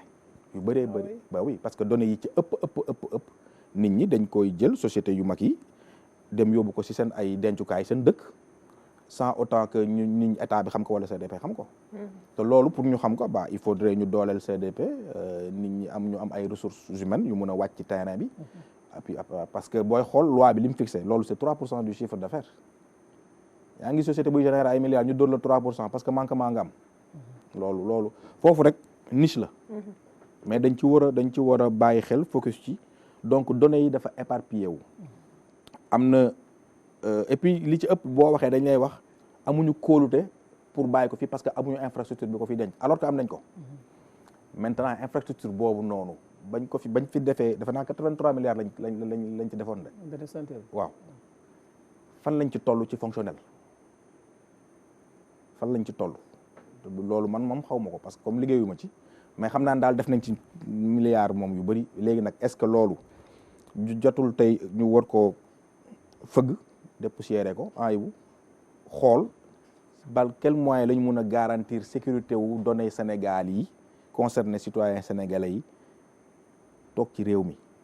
suñu waaw. Ibou non ni ñëw si Ibou parce que di féliciter parce que li muy wax ni dara daru di féliciter d'abord gis nga Aram ñun suñu peuple dafa kinétésique boo solee benn mbubb sax dañuy ñëw di la làmb à la place ñu wax la rek ban matière la mais dañ koy téye dañu kinétésique dañuy làmb loolu la dafa bokk si ñun te lii di affaire informatique ñu ngi wax système d'information dafa virtuel moo wax ngelaw ñoo yem ngelaw kenn du ko gis mais da ngay gis effet bi muy def la même chose ak numérique bi donc bokkul si suñu pratique sociologique bokk si di tout muy benn donc génn di si wax lu jafe la ndax baat yi ngay wax métier bu nekk dafa am ay baatam te métier bi bokkul comme santé métier bi bokkul comme école métier bi bokkul comme sécurité métier bu bees pul la amagul 100 ans même bu dee la machine de Marly existe depuis 1550 pour Versailles avant Cheikh Omar Fouti am na gars yi defar nañ ay machine kon ñooñu yàgg nañu calculer ay 0 ki 1 0 ki 1 ñun fii suñu dëkk rek boo demoon tey ESP foofu la ñuy commencé di jàng le tableau de Carnot alors que boo demee France collège ngay jàng le tableau de Carnot très bien dafa am ngan di gap boo xam ne pour ñu war ko franchir léegi numérique daf ñoo forcer boppam comme daf ñoo forcer boppam stratégie yi ñu war a def il faut que quand même nit ñi nga xam ne ñoo ko maîtriser toog fa mu nekk les bons hommes aux bons emplacements différence bi am si Ndoye Charles Babacar mooy que ne moom bu ñëwee di wax doo gis xam-xam bi da nga naan kii ku maytu sama place la bëgg wala lii wala lële fekk ñoom bariwuñu suñu compagnie gi ñi si génn di wax bariwuñ vraiment félicitation moom mu am sañ-sañ ñëw taxaw fii di si wax ndax ñu bari ñu ngi si ginnaaw bañ ku neen kii dafa am ambition bi lii wala lële foog ñu wax si nag ndax suñu données yi xam lan moo tax mu gën a sensible est-ce que xam nga Facebook moo gën a xam état Sénégal sénégalais yi fi nekk waaw bon Facebook xalaatal rek mënu ma ko wax fi nag mais gis nga même iris bi ngay gis boo capté sa téléphone bi ngay xool iris bi ñun ñëpp fi dal nañu nga xalaat daal ne suba daal bëgg naa suppu kànja nga gis tout de suite foo ubbi rek luñ lay ñëw ñu lay indil ay éléments alimentaires loolu sa iris la dem mais boo taxaw di ko wax dañ naan ñi normal nañ wala normaluñ fekk lii ñuy wax ni xaaja nit ñi si ëpp si ñun xaaja guñ fa àgg dafa mel ni benn siru la ñu si bëgg a wax benn baatin buñ si war a wax ñii dañ leen war a féliciter donc données yi foog ñu taxaw wax si nag mais naka lañ siy waxee dañu ñëwaat léegi si Babacar mais balaa ñoo sori parce que xibaar yi léegi mu jot ñu ànd ak la régie dem seetaan Ngaaka Blindé ak Ndeye Diouf su ma juumul est-ce que du borom Dakar pour li leen tànnal ci biir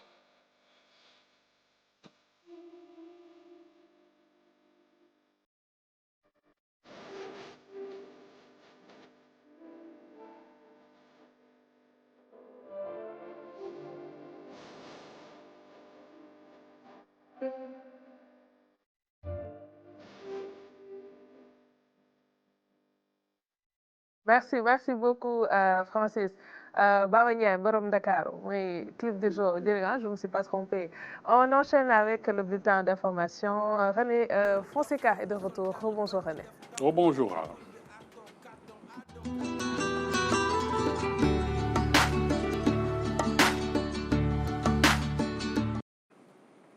Mesdames et messieurs, rebonjour et merci de nous recevoir chez vous. Le prix plancher de l'arachide pour la campagne agricole 2024-2025 est fixé à 350 francs CFA par kilogramme contre 280 francs CFA l'an dernier. Je vous le disais tout à l'heure, cette annonce a été faite ce mardi lors du Conseil interministériel sur la commercialisation agricole présidé par le Premier ministre Ousmane Sonko. Aram Ndao pour les détails. Le prix plancher de l'arachide était l'une des grandes équations du jour. La distribution des semences, la disponibilité de l'engrais et son coût réduit avaient déjà fait l'objet de témoignages positifs. Pour le prix plancher, les acteurs espéraient dépasser cette année la barre des 300 francs le kilogramme. Voilà qui est bien satisfait. Nous avons fixé le prix à 305.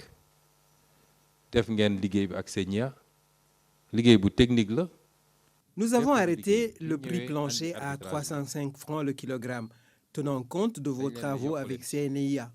Quand il a fallu arbitrer, on leur a demandé d'augmenter le prix parce que je voulais que l'on dépasse au minimum le seuil. Je crois beaucoup aux producteurs car moi-même j'ai été producteur de riz et d'arachide. Donc nous mettons toutes les spéculations sur un pied. Mais je suis d'avis que l'État doit déployer tous les moyens pour assister le paysan qui passe ses journées au soleil et dont le travail mérite consécration. Mon ambition est d'arriver un jour à un prix de 500 francs ou plus, mais ce n'est pas encore possible.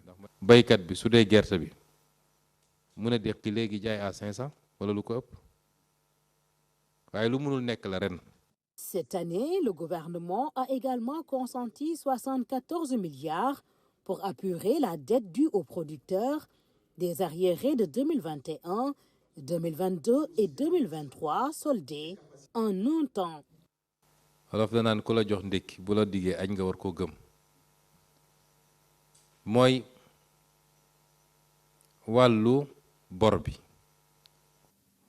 Nous voulons un État responsable, mettant en avant la transparence et l'équité.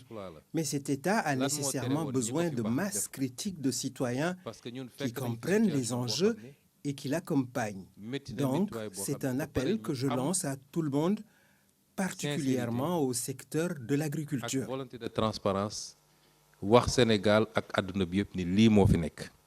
Le Premier ministre fera remarquer qu'ils sont dans une logique de construction d'une économie.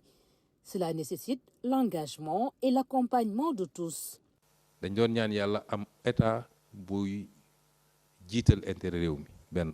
Nous voulons un État responsable, mettant en avant la transparence et l'équité.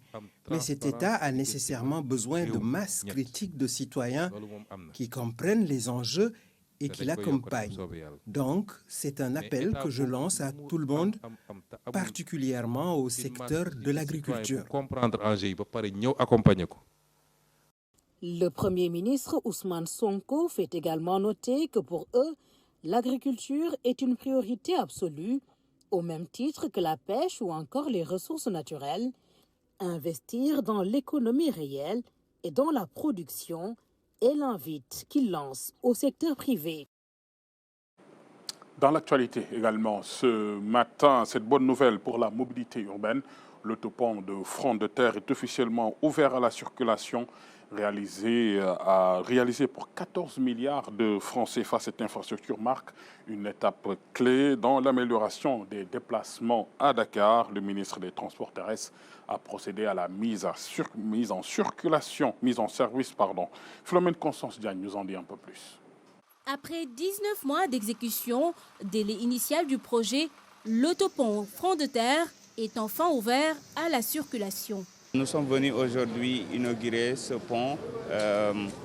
qui a duré 19 mois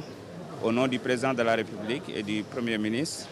Et pour nous, ça participera à la mobilité urbaine au niveau de Dakar. La construction s'est faite en 2 phases, celle entre l'école Notre-Dame du Liban et le rond-point Bourguiba Front de Terre, puis la deuxième phase entre le rond-point Bourguiba Front de Terre et EMG. Des points stratégiques situés à la Cité des Eaux, zone qui a été assez complexe pour les maîtres d'ouvrage. La première difficulté, c'est par rapport à la situation géographique du projet. On est en milieu urbain et tout le monde sait que ce n'est pas simple de faire un projet en milieu urbain. Donc l'autre difficulté qu'on a rencontrée, c'est la coactivité. On a partagé l'emprise avec les projets de l'ONAS, donc le renouvellement du collecteur Anfan, et le projet de la SONES, donc le projet de dessalement. On était obligés, en tout cas, de travailler ensemble, de laisser faire des travaux pour pouvoir démarrer les fondations. Donc maintenant à cela, quand même, s'ajoutent les difficultés liées à l'exécution de l'ouvrage proprement dit. Mais aujourd'hui, c'est une satisfaction. Cette infrastructure vient s'ajouter à la liste des ouvrages fonctionnels inscrits dans le programme des 18 ponts et autoponts au Sénégal. On a lancé un programme d'autopont. Il est important de s'arrêter et de voir l'impact de ce programme-là pour voir effectivement s'ils sont en train de répondre aux doléances des populations, à savoir une mobilité beaucoup plus fluide. L'ouvrage est venu avec un réseau d'assainissement. Maintenant, il est important de travailler avec le ministère de l'Hydraulique pour les parties, en tout cas qui concernent l'ONAS. Et pour nous, ça va se faire très rapidement car les diligences sont en train d'être faites par les équipes et les populations seront soulagées, bien sûr, avant le prochain hivernage. D'autres aménagements accompagnent l'infrastructure. Ils pourront profiter aux usagers et riverains. Au niveau de l'ouvrage, on a fait un terrain de basket, on a fait 2 espaces fitness et des espaces de trente parce qu'on n'est plus dans la tendance de faire un passage supérieur et de continuer. Nous voulons aussi impacter positivement l'environnement et le cadre de vie urbain de Dakar. Souvent, les ouvrages ou en tout cas les réalisations de l'État sont souvent envahis par les populations. Et parfois, il y a des activités qui y mènent et qui ne répondent pas aux normes. Nous avons demandé à nos équipes de travailler, en tout cas avec le ministère de l'Intérieur, pour trouver des solutions, mettre en place des équipes qui vont s'occuper d'abord de l'entretien, mais surtout qui vont s'occuper de l'ordre au niveau de ces ouvrages-là, parce que pour nous, c'est important. Connu pour être une zone embouteillée, Front de Terre et ses environs vont pouvoir souffler avec ce nouvel ouvrage, long de 600 mètres. Voilà pour cette bonne nouvelle pour les usagers de Dakar. Parlons à présent de ces chiffres alarmants. Près de 3 femmes sur 10 ont déjà été victimes de violences, un mal qui s'intensifie même sur les réseaux sociaux. Ce 25 novembre, le Sénégal, à l'instar de la communauté internationale, lance les 16 jours d'activisme contre les violences faites aux femmes et aux filles, une campagne qui s'étendra sur tout le territoire national. Oumou Kalsoum Sall. Face à un fléau aux conséquences extrêmement graves, l'inaction ne saurait être acceptée. Les quelques cas de violence sur les femmes et les filles surmédiatisées ne sont en fait que la face visible d'un mal profond. En 2024, l'ANSD révèle que près de 3 femmes sur 10 ont déjà subi une violence. Et aujourd'hui, nous assistons à une nouvelle forme non moins agressive. Cette violence invisible qui se cache derrière des écrans, mais qui frappe plus fort qu'aucune autre. Le harcèlement en ligne est devenu une réalité quotidienne. Pour de nombreuses jeunes filles et femmes, des commentaires haineux, des insultes, des menaces, des images humiliantes partagées sans leur consentement. Ce 25 novembre marque le début de la campagne des 16 jours d'activisme contre ce fléau. S'unir pour mettre fin à ces violences est le mot d'ordre. L'initiative Tous unis d'ici 2030 pour mettre fin à la violence à l'égard des femmes sous la direction du secrétaire général des Nations Unies Antonio Guterres, et en soutien à la campagne des 16 jours, appelle à une action mondiale, régionale,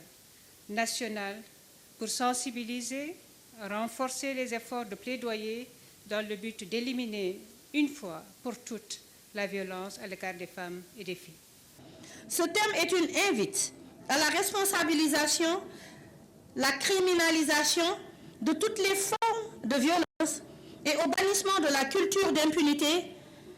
qui prévaut et qui permet aux auteurs de crimes de commettre à chaque fois à nouveau des actes de violence. Près de 30 ans après la déclaration de Beijing, ce thème nous appelle aussi à renouveler notre engagement pour combattre ce fléau. En plus de l'arsenal juridique dont le Sénégal dispose, d'autres outils de prévention seront mis en place. Nous avons enclenché le processus d'élaboration du nouveau plan d'action national de lutte contre les violences basées sur le genre, avec l'appel à candidature pour la sélection du consultant qui appuiera le ministère. Nous sommes aussi en mesure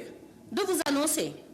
que le Centre national de prise en charge holistique des victimes de violences sera bientôt inauguré, Inch'Allah. Au programme de ces 16 jours, plusieurs activités seront menées sur tout le territoire national pour dire non aux violences faites aux femmes et aux filles.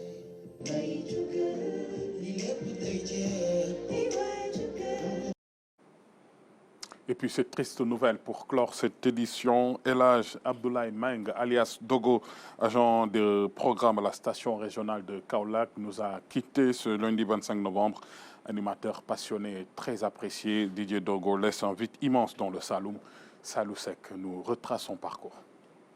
Il a marqué plusieurs générations de Kaolackois. El Hadj Abdoulaye Meng, plus connu sous le nom de Didier Dogo, était une icône dans le domaine de l'animation radiophonique. On était ensemble ici, mais c'est un agent donc très dévoué à la tâche. Donc il respectait beaucoup son travail. Il était un homme sympa, très disponible surtout.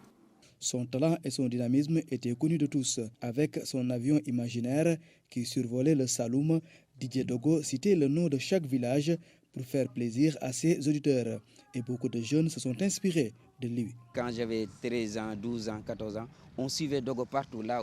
où il était, dans les villages, dans les quartiers. Donc il animait ça. On l'adorait, on l'aimait. Donc des fois même on organisait en tant qu'enfant des choses, on dit que c'est moi Dogo. Donc il nous a inspirés. Si je suis devenu aussi DJ ou MC, c'est grâce à Abdoulaye Meng, El Hadj Meng Dogo. L'annonce de sa disparition a semé la consternation dans la ville, un sentiment exprimé par ses auditeurs. Hier, l'antenne était même saturée, si je peux vous dire. L'antenne était même saturée parce qu'il y avait énormément d'appels. Lorsqu'on annonçait son décès, tout le monde appelait un peu partout. Il était une figure emblématique du Saloum. El Hadj Abdoulaye Meng Dogo, une grosse perte pour le Saloum. Je ne dis même pas pour Radio Kaolack, oui, parce qu'il va nous manquer. Hein. Il était également un fervent musulman et disciple de Cheikh Ibrahima Niass. Il était le muezzin de la mosquée de Kassaville. Pas plus tard qu'avant-hier, un ami m'a dit qu'il a amené les haut-parleurs de la radio de la mosquée pour qu'il répare ça. Donc il était très souvent aussi à la grande mosquée de Medina Baye pour faire aussi ses prières. C'est un musulman, un très bon musulman. El Hadj Abdoulaye Meng a fermé le micro et quitté les studios. Il repose en paix désormais au cimetière de Medina Baye. Voilà, c'est sur cette triste note que se referme cette édition, mesdames et messieurs. Merci de nous avoir suivis. Merci de votre attention et de votre fidélité. Agréable journée à tous et très bon réveil, surtout. Merci beaucoup René ñu joxante dig daje ëllëg inchallah. Waaw su ko yàlla defee à la grâce de Dieu. Jërëjëf. Merci du merci. Merci du merci. C'est ça signature. On passe à la page publicitaire.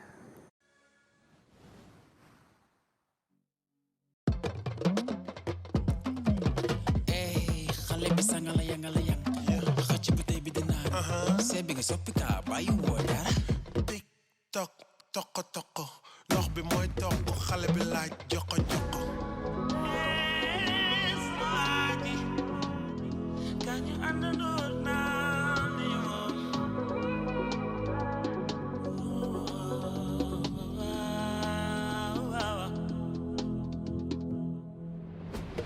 Ket kelentaan kii kaala kaay bokk si ay kelentaan kirem lañuy naan yaa ngi cool lii kaala kaay bokk si lii kaala kaay bokk si. Lonase.bet lu mu nar xanaa battre. Du 10 novembre au 31 décembre 2024, tente de gagner de nombreux lots en misant juste 5 000 francs sur la plateforme de jeu Lonase.bet. Et oui, 5 000 francs pour participer au tirage au sort et avoir la chance de gagner des iPhone 15 Pro Max, des Technospark 20 Pro, des chèques cadeaux de 500 000 francs CFA. Connecte-toi vite sur www.lonase.bet et participe à la méga promo. Lonase.bet lu mu nar xanaa battre. À vos marques, prêts, pariez. Lonase.bet battre rek.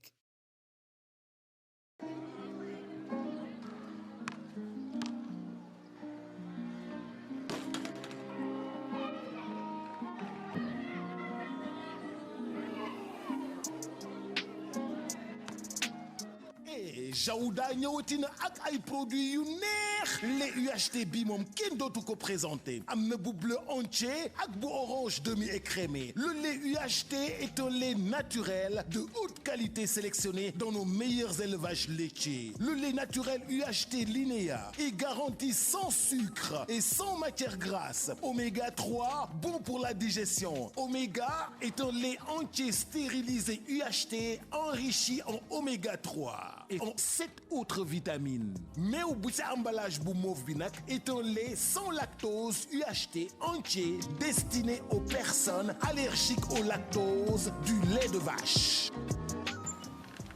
salaamaaleykum yaa booy ñu ngi ziar tey dafa mel ni sawaroo de ah oui indil naa la nag meew bu baax lool zéro sucre ajouté sans matière grasse. waaw kii moom war na baax ci man. boole la ci jus bu neex lool. xam naa nag doo lekk mukk bàyyi sa sët bi moo tax mu indi la lait de croissance bi. waaw ngoog boole la ci jus yow daa gani bi. kontaan nga. kontaan naa jërëjëf waay. xale yi nag fàttewuñu leen am nañu lait de croissance nga xam ni nag xale bi day am ay besoins yu spécifiques laalal meewu Jaouda croissance.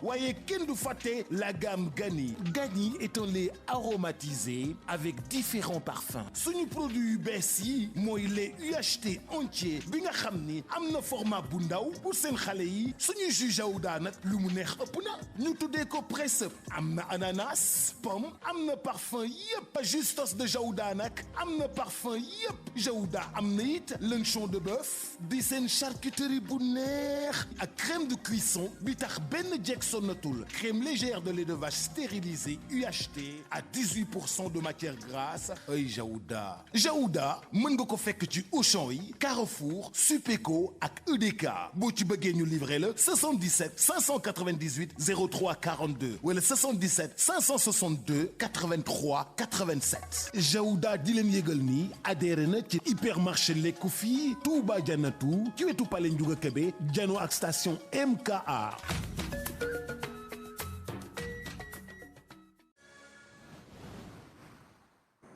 jërëjëf ñuy gërëm bu baax suñuy partenaire ñu dalal suñu ñaareelu gan di Omar Sène nekk directeur de l'assainissement kilifa gi dara jàmm si plateau bi. waaw maa ngi leen di nuyu di leen ziyaara. ngi lay fay di rafetlu invitation bi.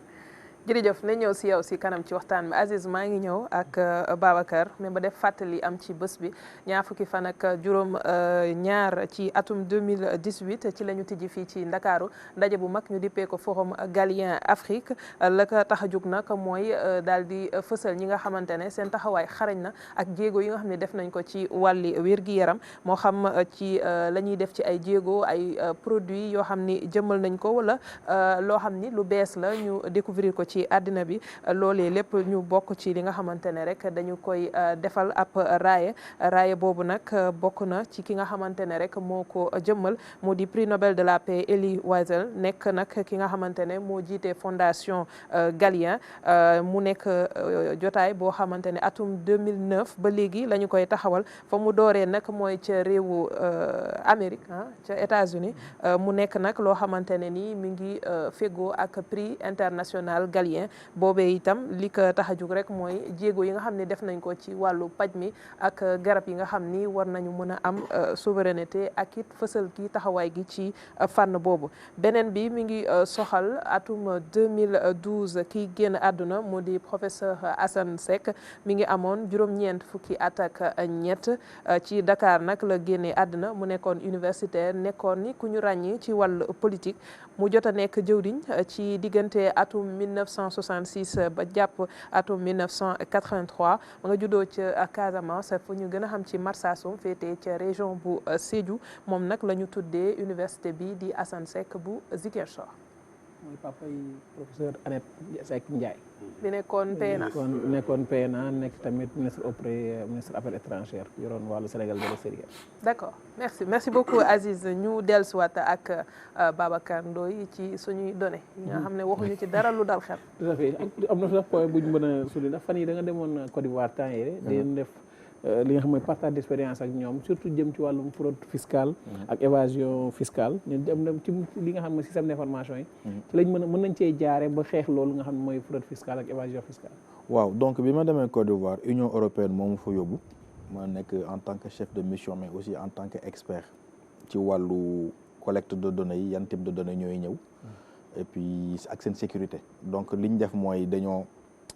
li ñu ci jublu ci loolu noonu financement bi mooy dañuy teg benn plateforme bi ñuy wax plateforme d'interopérabilité pour optimisation des ressources fiscales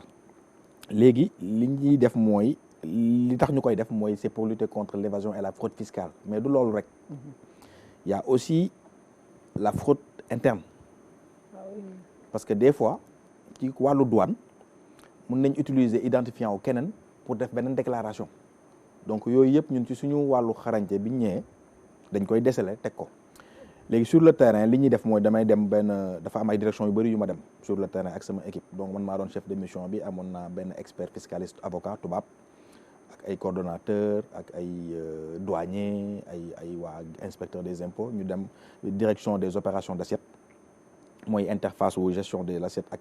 opérateur économique yi ñu dem foofu xool yan données la ñuy collecté ñu trier ko teg dem conservation foncière ñiy gérer taxes agricoles yi ñi am tool yi ñiy gérer café cacao ñooñu ñëpp parce que dañoo war a fay ñu indi données yi teg dem direction des enquêtes et de l'analyse du risque jël seen ay données teg dem direction de la vérification fiscale nationale jël seen ay données teg dem GUS mooy guichet unique du commerce extérieur jël données yi teg dem ONECI mooy identification numérique unique bi nga xam ne suñ nee yow la Aziz Ban yow la amul beneen ñaar indi seen données teg dem ci douanier yi dem direction de la stratégie de l'analyse du risque et du renseignement de la valeur jël seen données yi indi jël direction des enquêtes douanières jël seen données yi indi ñu boole loolu yëpp def liggéey bi ñuy wax cartographie bi donc ñu nekk sur le terrain man ak sama équipe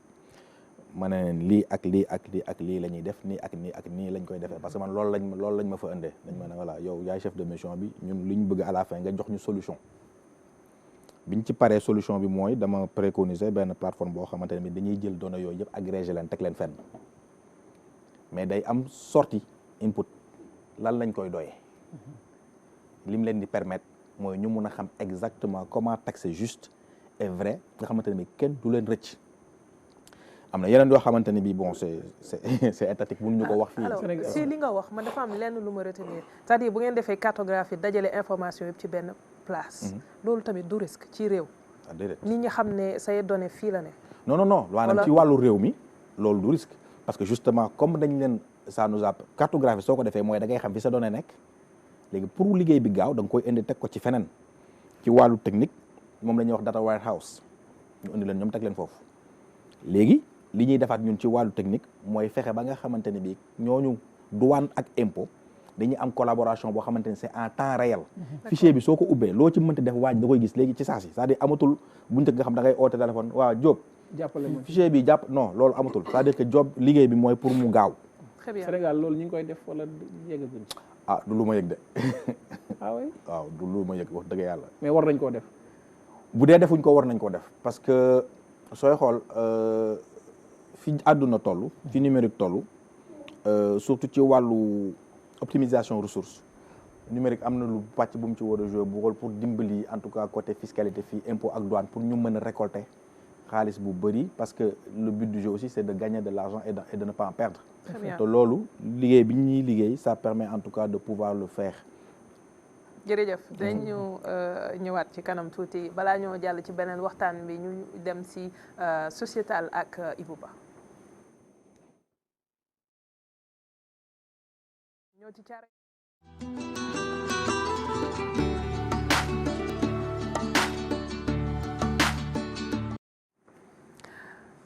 solution yi nga xam ni am nga ko ci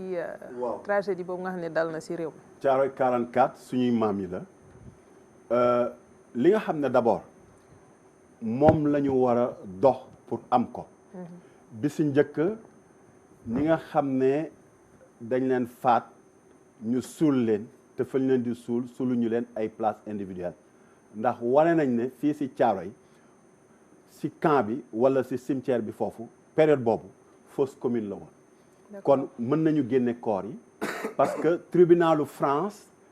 bi nga xamee ne famille yu Mbap Sène bi nga xam ne moom dafa bokkoon si victime yi doomam bi ñuy wax Biram Sène moom jàmbaar tigi la ndaxte li sénégalais yëpp waroon def moom moo ko def moo attaqué tribunal moo attaqué France si tribunal administratif bi d'accord gagné na dafa gagné en plus dafa gagné pour wane mais gañewul ni mu ko bëggee woon ndaxte si ndàmpaay yi mu doon laaj si yenn yi laaj na lu mat à peu près 30 millions juge bi ne non yow ñaari millions lañ lay jox mais juge boobu maamam ah baayu Biram Sène boobu ku maytu sax ñoo bokkoon di xare donc war nañu mën a génnewaat corps yi mais kooku responsabilité intégrale la et absolue si état Sénégal ñoom rek ñoo mën a décider ñi ñu suul foofu ñu génne leen ku nekk ñu utal la fuñ la suul comme niñ koy defee suñu yeneen mbokk yi. Biram moom nga ñu wax yan tuuma lañ tegoon ci papa. alors Biram Sène papam dañu ko condamné woon si 10 ans yi ndaxte ñi dañ leen rey ñi dañ leen condamné François Hollande benn président bu nekkoon France la mu ñëw ba fii suñu dëkk. mu ne 35 personnes lañ si faat mu demaat ba si biir ne 70 wax nag. bu dee dañ ne benn mbir mu am ñaari wax kon benn bi mooy dëgg benn bi du dëgg mais si historien yi damay remercier Armel Mabon benn femme la bu ma envoyé ay documents parce que maa ko demandé pour mënoon travailler si kii bi mooy historienne boo xam ne amul maam Sénégal maamam yi xaaju ñu jege Sénégal moom si boppam amu fi benn intérêt mais si liggéeyam mu dem travailler si ba moom si boppam bi Biram Senghor bi mu jógee di attaqué kii France moom dafa dem ba bokk ci témoins yi ñëwoon pour dëggal waxu Biram Sène ndaxte bu ñu fàtte ci li ñu war a dox mooy aram fàttali rek ne France ak Allemagne dañoo guerre ba ay millions dee ci mais bi ñuy tabax Europe ñoom ñaar ka tabax boo nee France kan nga gën a wóolu ci kaw suuf mu ne la Allemagne boo nee Allemagne kan nga gën a bëgg àndal liggéey mu ne la France kon ñun ñu wax ak France ñu juboo ak France ci dossier bi lu ñu war la ñi ëpp ñi jàng fii ci intellectuel occidental yi France la ki nga xam ne moo njëkk a nekk suñu partenaire fii ci jëndax jaay ci culture ci xam-xam ci yëgante France la kuy dem ba France nga dañ ko utal tur nu mu tudd ci olof tugal xam nga kon kooku yàgg nañu wax moom kon li ñuy dox yëpp pour wane ne dañu war a jàppante parce que benn lañ d'abord ba pare yàlla moo ñu boole ñoom dañu ñëwoon fi dëgg gaa pour noot ñu mais ñun amuñ dara ñu leen di mere ñëw nañu fii def ñu ne amuñ dara ñu leen di mere ñoom au contraire même que si tumuranke fii ngay ñëw kon dox bi pour loolu la xoolal Biram Sène yaayam Biram Senghor yaayam yaa ngi tudd DG sang léegi directeur général des Sénégal gis nga waaw Biram Senghor boo xoolee yaayam kenn fayu ko pension ñi nga xam ne tam seen jabar yëpp ñu ngi woon foofu est-ce que xam nga tirailleurs sénégalais yi am na tirailleurs yoo xam ne ay jigéen la ñu woon waaw ñun sénégalais yi maanaam tirailleurs sénégalais yi burkinabé yi si lañ bokk moo tax tirailleur africain moo gën a juste que tirailleur sénégalais d'accord burkinabé yi ñu ngi si woon tchadien yi ñu ngi si woon waa Niger ñu ngi si woon waa Mali ñu ngi si woon ñun tam ñu ngi si woon waa Bénin tamit ñu ngi si woon ñooñu ñoo doon tirailleurs yi te tirailleurs yi dañ leen jëloon juste pour ñu def maintien de l'ordre bi France gisee ne ñu ngi koy duma yu metti mu ne indi leen gaañi ñëw mais biñ ñëwee France dañ doon reyante ak Allemagne yi bu leen fàtte ne France dafa demoon ba Allemagne moo ko moom si seconde guerre mondiale bi Allemagne gagné bi Allemagne gagné nag léegi daal di jàpp ña fa nekkoon maanaam jàpp na 3000 ñoo xam ne si ñun ñoo bokk ak ñoom ñi ñuy wax tirailleurs sénégalais bi ñu leen jàppee dañ leen def prisonnier Allemagne ne déedéet ñii bu ma leen yóbbee suma dëkk dañ fay indi musiba ay nit ñu ñuul lañ dañoo xasaw dañoo bon donc du ñu dugg suma dëkk dañ fay indi musiba looloo tax ñu dencoon leen France benn général nag am naa kersa tudd turam ndaxte moo ñoom sëñ Babacar ak sëñ Issa Laay ñoo maase mais moom mi ngi faatu 1978 ku njéeg njaag di njaag moom la moom moo ñëw fii si dëkk bi parce que moom moo tàmmoon di yere tirailleurs yi moom dañ ko jàppoon ni ñu jàppee woon suñu maam yi dañ ko jàppoon ni ñu jàppee woon breton yi ak auvergnat yi dañ leen jàppoon ñoom ñëpp ñu jàpp leen mais moom si boppam bi mu ñëwee fii moo tiireloo gars yi dafa wax gars yi d'abord histoire bi li njëkk mooy ñaari data am si dossier Birame Sène bi mu ne ñoom de ñoo bind moom général bi moo bindulu si archive yi mu ne waaw ñoom Birame ñoom Mbap Senghor ba ñuy jóge France jógewuñ fa le 1er mais le 4 lañ fa jóge xam nga li tax mu ne le 4 lañ fa jóge parce que biñ ne 1600 tirailleurs yi dañ leen di delloo parce que ñaara am ñoo xam ne dañ leen garder ñu nekk français comme ñoom Mame Baye ma am ñoo xam ne dañ leen wax yéen soxlatuñ leen parce que biñ demee ba àdduna bi yëpp américains yi ñëpp ñëw dugg foofu libéré leen ba ñu gagné ànd ak France gagné dàq allemand yi ñun ñëpp bu boobaa nag c'est le tubaab yi taxaw daan ne comme nit ñu ñuul yi daal ñu ngi fi dañuy bañ ñu ne nit ñu ñuul ñee taxaw ñu gagné ñu ne dañuy blanchir armée bi comme rek gis nga boo xoolee coupe du monde 2018 bi France moom yàgg na si moom coupe du monde 2018 bi gis ngeen footballeurs yi nu ñu bare woon ñu noir ñoom Pogba ki ñoom mais xoolal photo yi boo gisee si photo yi doo leen gis dañ leen tas fële ñoom Hugo Lloris ngay ji Giroud loolu stratégie tubaab la kooku moom du jóge si moom depuis la Renaissance d'accord léegi bi ñu ñëwee ñoom foofu mu ne non ñii moomu Mbap Senghor quitté wul France le 1er le 4 la quitté parce que ñi quitté le 4 ak le 5 Morlaix benn ville bu nekk foofu booru Bretagne fi ñu doon jëlee bateau yi parce que ñooñu dañu taxawoon temm ne comme ñun da ngeen ñu wax da ngeen ñu démobiliser comme nekkatuñu ñun si seen armée da ngeen ñuy fay lu ñu am droit li gën a yéen xam nga lan la ñu jotee ak tubaab yi jote wu ñu ak ñoom indemnité de jote wu ñu ak ñoom salaire de mais parce que dafa am benn loi bu ne buñ la jàppee prisonnier dañ lay jox benn ndàmpaay mais ku ñu jàpp prisonnier 3 ans 4 ans léegi kii bi ne leen da ngeen di ñibbi ba Sénégal ñu doog leen fa jox xaalis mais boo xoolee documents yi ba def si une démarche analytique non tubaab ba ñaw xam nga lan moo tax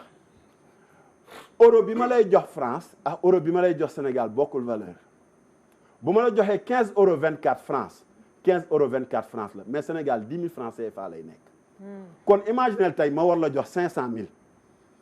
bu ma la ko joxee France mu nekk ay 800 euros mais boo nee fii 500 000 la dafa amoon franc colonie amoon franc métropole donc ñu bëgg leen piéger ne leen tant que àggu leen si Sénégal duñ leen fay. ñeen taxaw tem léegi am 300 yoo xam ne nag ñoom dañ fa taxaw tem ñooñu ñoo quitté le 4 ñooñu dañ leen fay intégralement seen pécule de guerre fay leen seen indemnité de guerre fay leen seen prime de captivité mais Mbap Senghor bi bokku si moom le 1er lañ ko indi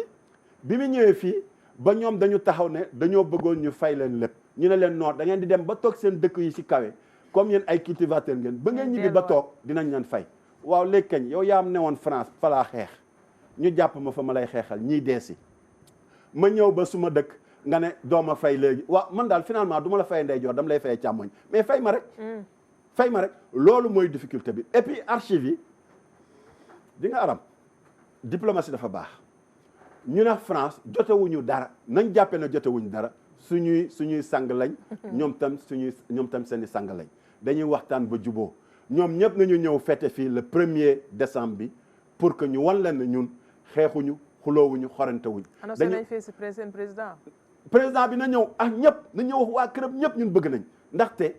il faut dossier bi mu leer nañ xam lu koy wan waaw d'accord yow da nga bëgg mu leer mais justice pour mu am Ibou foog dëgg am te kayit yi ba nga commencé di wax ay 1 2 3 changer date mooy wan ni est-ce que kon am nañu kayit yi archives yi wan pour ñu mën a am dëgg googu noonu est-ce que disponible na ni ko gars yi di waxee très belle question très pertinente arab archives yi dafa dëkk fii ci Sénégal mu am Ouakam mu am Bel Air camp militaire nekk fa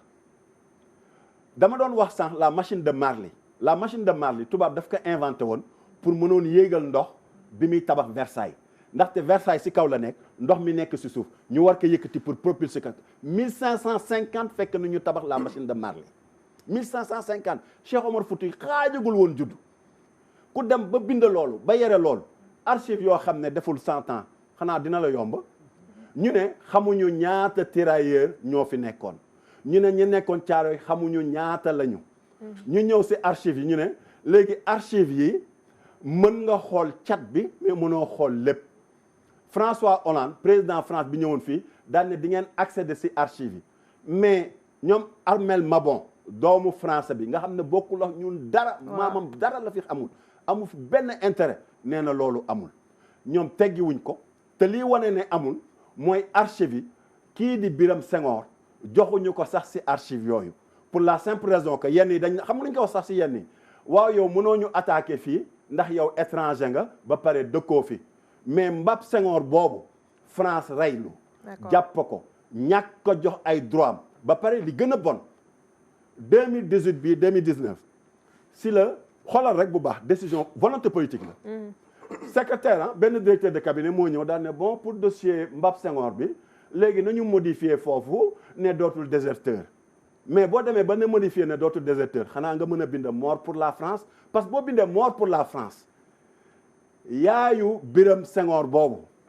ak yeneen veuve yëpp si la ñuy mën a amee ay droit tubaab dafa ñor danaan bu ma ko xañee butéelu ndox bi mën na wax dama koy xeex mais kubéer gi laay dindi ba nga xam ne du mën ba pare nag da ngay daw wax butéel bi kon ndox mi day tuuru ñoom noonu feem yooyu lañ ñu jaare ñun tamit am nañ diplomate yu taxaw moo tax régime bu bees bi vraiment ñu jara sargal lañ parce que dañ see taxaw tem boo xam ne comme Modou Lo nu muy bëree ñoom noonu lañ si taxaw te gis nga nañu juboo ñun ñëpp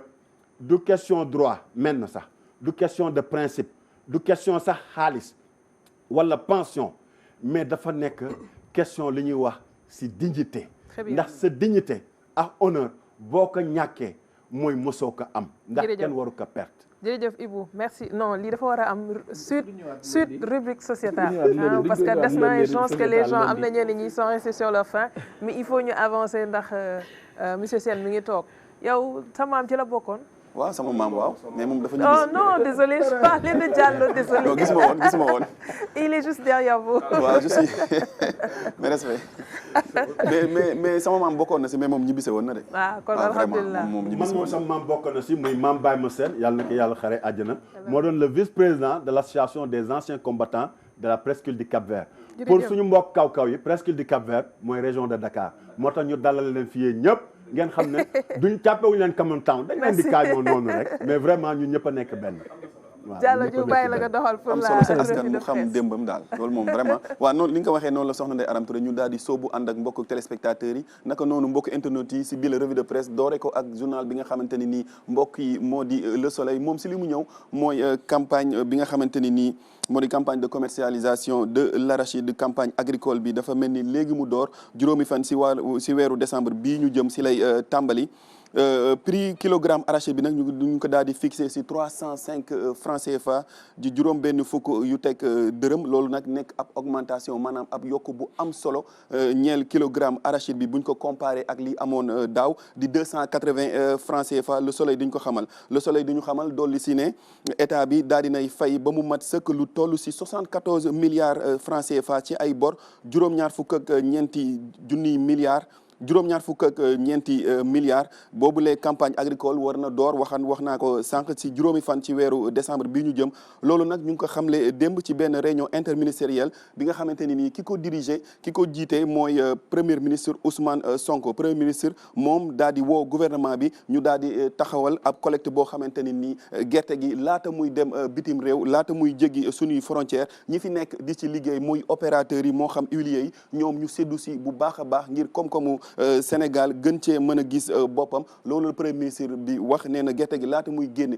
di jéggi Sénégal ñi fi ne di ci liggéey nañ ci daal di gis seen bopp ngir huiliers yi am luñ liggéey loolu tamit war a jur ay xëy fii ci Sénégal ba pare journal Le Soleil dolli si ni ISRA di Institut sénégalais de recherche agricole moom li mu bëgg moo ñu taxawal ab fonds semencier ngir daal di garantir souveraineté alimentaire maanaam bay li ngay dundee waaye tamit dundee li ngay bay fii ci Sénégal. ISRA loolu ki ko xam ne mooy seen directeur général. État du Sénégal démb ba tey moom mu daal di signé ab protocole d'accord ak secteur privé local boo ko déggee mooy ñi nga xamante ni ay entrepreneur lañ wala sax ay entreprises yu nekk fii ci sunum réew ñoom ñëpp ñu daal di taxaw ngir daal di amal construction d'unité de stockage de denrées alimentaires loolu mu mel ni boobu ba tey fii ci Sénégal ñu ngi koy jooy nee na ndaxte lépp luñ bay daanaka day bari wante day mujjee yàqu ndaxte amuñu ay unité de stockage alimentaire état bi nee na day taxaw ak secteur privé ngir daal di si amal ab réseau national maanaam fépp ci réew mi dañ fay tabax ay chambre froide yoo xamante ne nii seen capacité dina toll si junniy tonnes fépp ci Sénégal. Sud Quotidien moom si campagne commercialisation bi la des ba tey nee na état bi li mu fixé di 305 francs ngir kilogramme d'arachide bi dafa dem sax jéggi li ko proposition faite par le comité interprofessionnel de l'arachide maanaam comité interprofessionnel de l'arachide ñoom li ñu xeleloon état bi ngir mu fixé ko ci wàllu kilogramme d'arachide bi état bi da koo jéggi dem ba nga xamante ne nii mooy 305 francs CFA loolu yëpp ngir daal di mën a yëwanal dunduk baykat yi fii ci Sénégal. Journal bi di ñu xamal ni état bi daal dinay débloqué lu toll ci 120 milliards téeméer ak ñaar fukki milliards suñuy koppar ngir daal di financer campagne bi nga xamante ni nii si lañ nekk nii. Journal Yoor moom mu mel ni dafa génn calculatrice am taxaw ne daaw tonne arachide bi mu ngi woon si 280 000 francs CFA ren jii nag tonne bi boo koy xayma si suñuy koppar dem na ba si 305 000 francs CFA loolu nekk lu am solo ñeel baykat bi yoor dolli si ne ñii di baykat bi ñoom il se frotte les mains maanaam kontaan nañ bu baax ndaxte li nga xamante ni nii moo di 25 000 francs CFA yokku na si prix tonne arachide bi fii ci Sénégal. ñu daal di dem ci leneen di beneen nouvelle bu neex ñeel ñi nga xamante ni nii ñoo nekk fii ci Ndakaaru di mobilité urbaine autopont bu front de terre démb tijji nañ ko mu mel ni ñi nga xamante ni ñoo nekk diggante Castor Bourguiba Grand Yoff ak li ko wër démb kontaan nañu lool ndax boobule autopont tijji nañ ko El Malick Ndiaye di ministre des transports nee na lii di entretien bi ak ordre bi duñ ko seetaan benn yoon dina si taxaw temm boole ko yeneen ministères yu mel ni ministre de l'intérieur ndaxte nee na pont bi duñu seetaan ñu koy yàq wala di ko occuper ci ay commerçant ak yeneen yu nu mel. Soleil sur le même sujet moom nee na des si loolu ba tey nee na la circulation va davantage se fluidifier entre Bourguiba et Grand Yoff loolu la yéenekaay bi di la Soleil xamale nee na diggante Bourguiba ak Grand Yoff boo moytuwul circulation bi dina fa gën a mën a féex ndaxte foofu day faral di bëri ay embouteillage wante bile autopont dina tax dem beeg dikk bi gën a mën a yéwén foofu ca Bourguiba ak Grand Yoff. ñu daal di dem ci leneen ànd ak journal bi nga xamante ne nii mbokk yi moo di enquête moom nag mu ngi daal di décrire ab front social muy mel ni am na ay yëngu-yëngu di ay grève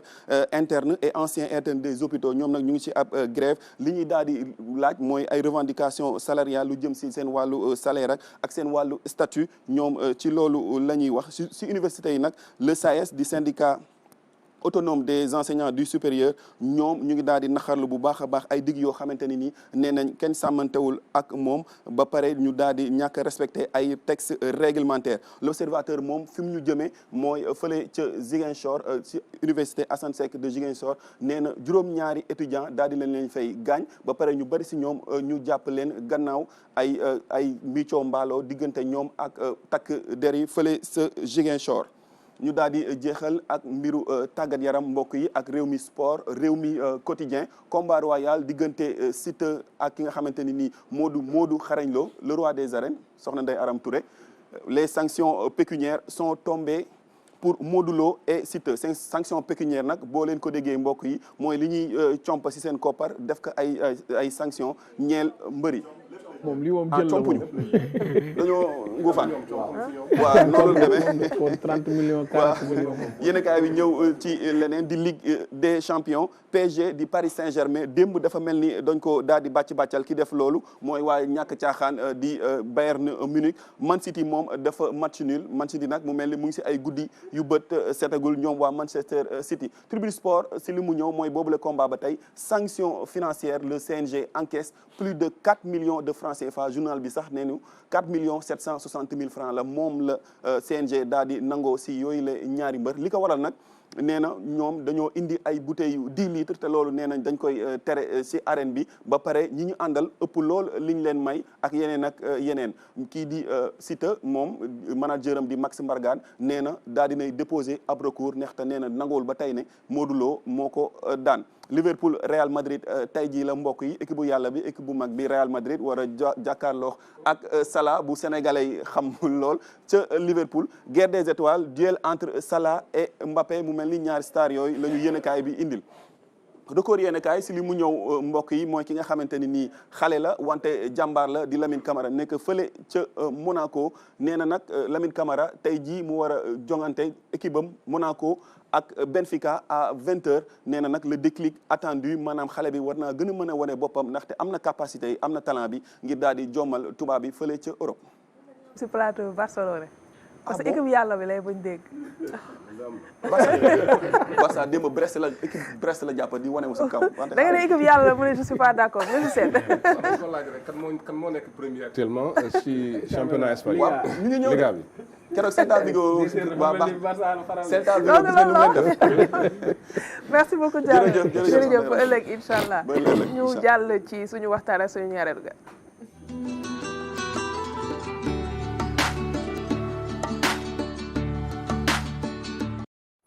Aziz ndaje yu am solo yoo xam ne amal nañ ko ci réew mi jagleel ko ndox meek assainissement. ñu ko waxtaanee fii nga xam ne mooy ca Kaolack ñaar fukki fan ak benn ba ñaar fukki fan ak ñett ci weeru novembre bi tax nañuy dalal Omar Sène di directeur de l' assainissement tey jii muy ndaje moomu jeexee concertation yi lan lañ mën a jàpp tey ci ndaje moomu. waaw asalaamaaleykum maa ngi leen di nuyuwaat di rafetluwaat invitation bi nga xam ne defal ngeen ñu ko ñuy wax ne quand même concertation yooyu c' est une première parce que le ministre de l'hydraulique et de l'assainissement docteur Cheikh Tidiane Dièye bi mu ñëwee dafa jàpp ne lépp li nga xam ne dañ koy def en termes de politique d'eau et d'assainissement baax na ñu def li mu tudd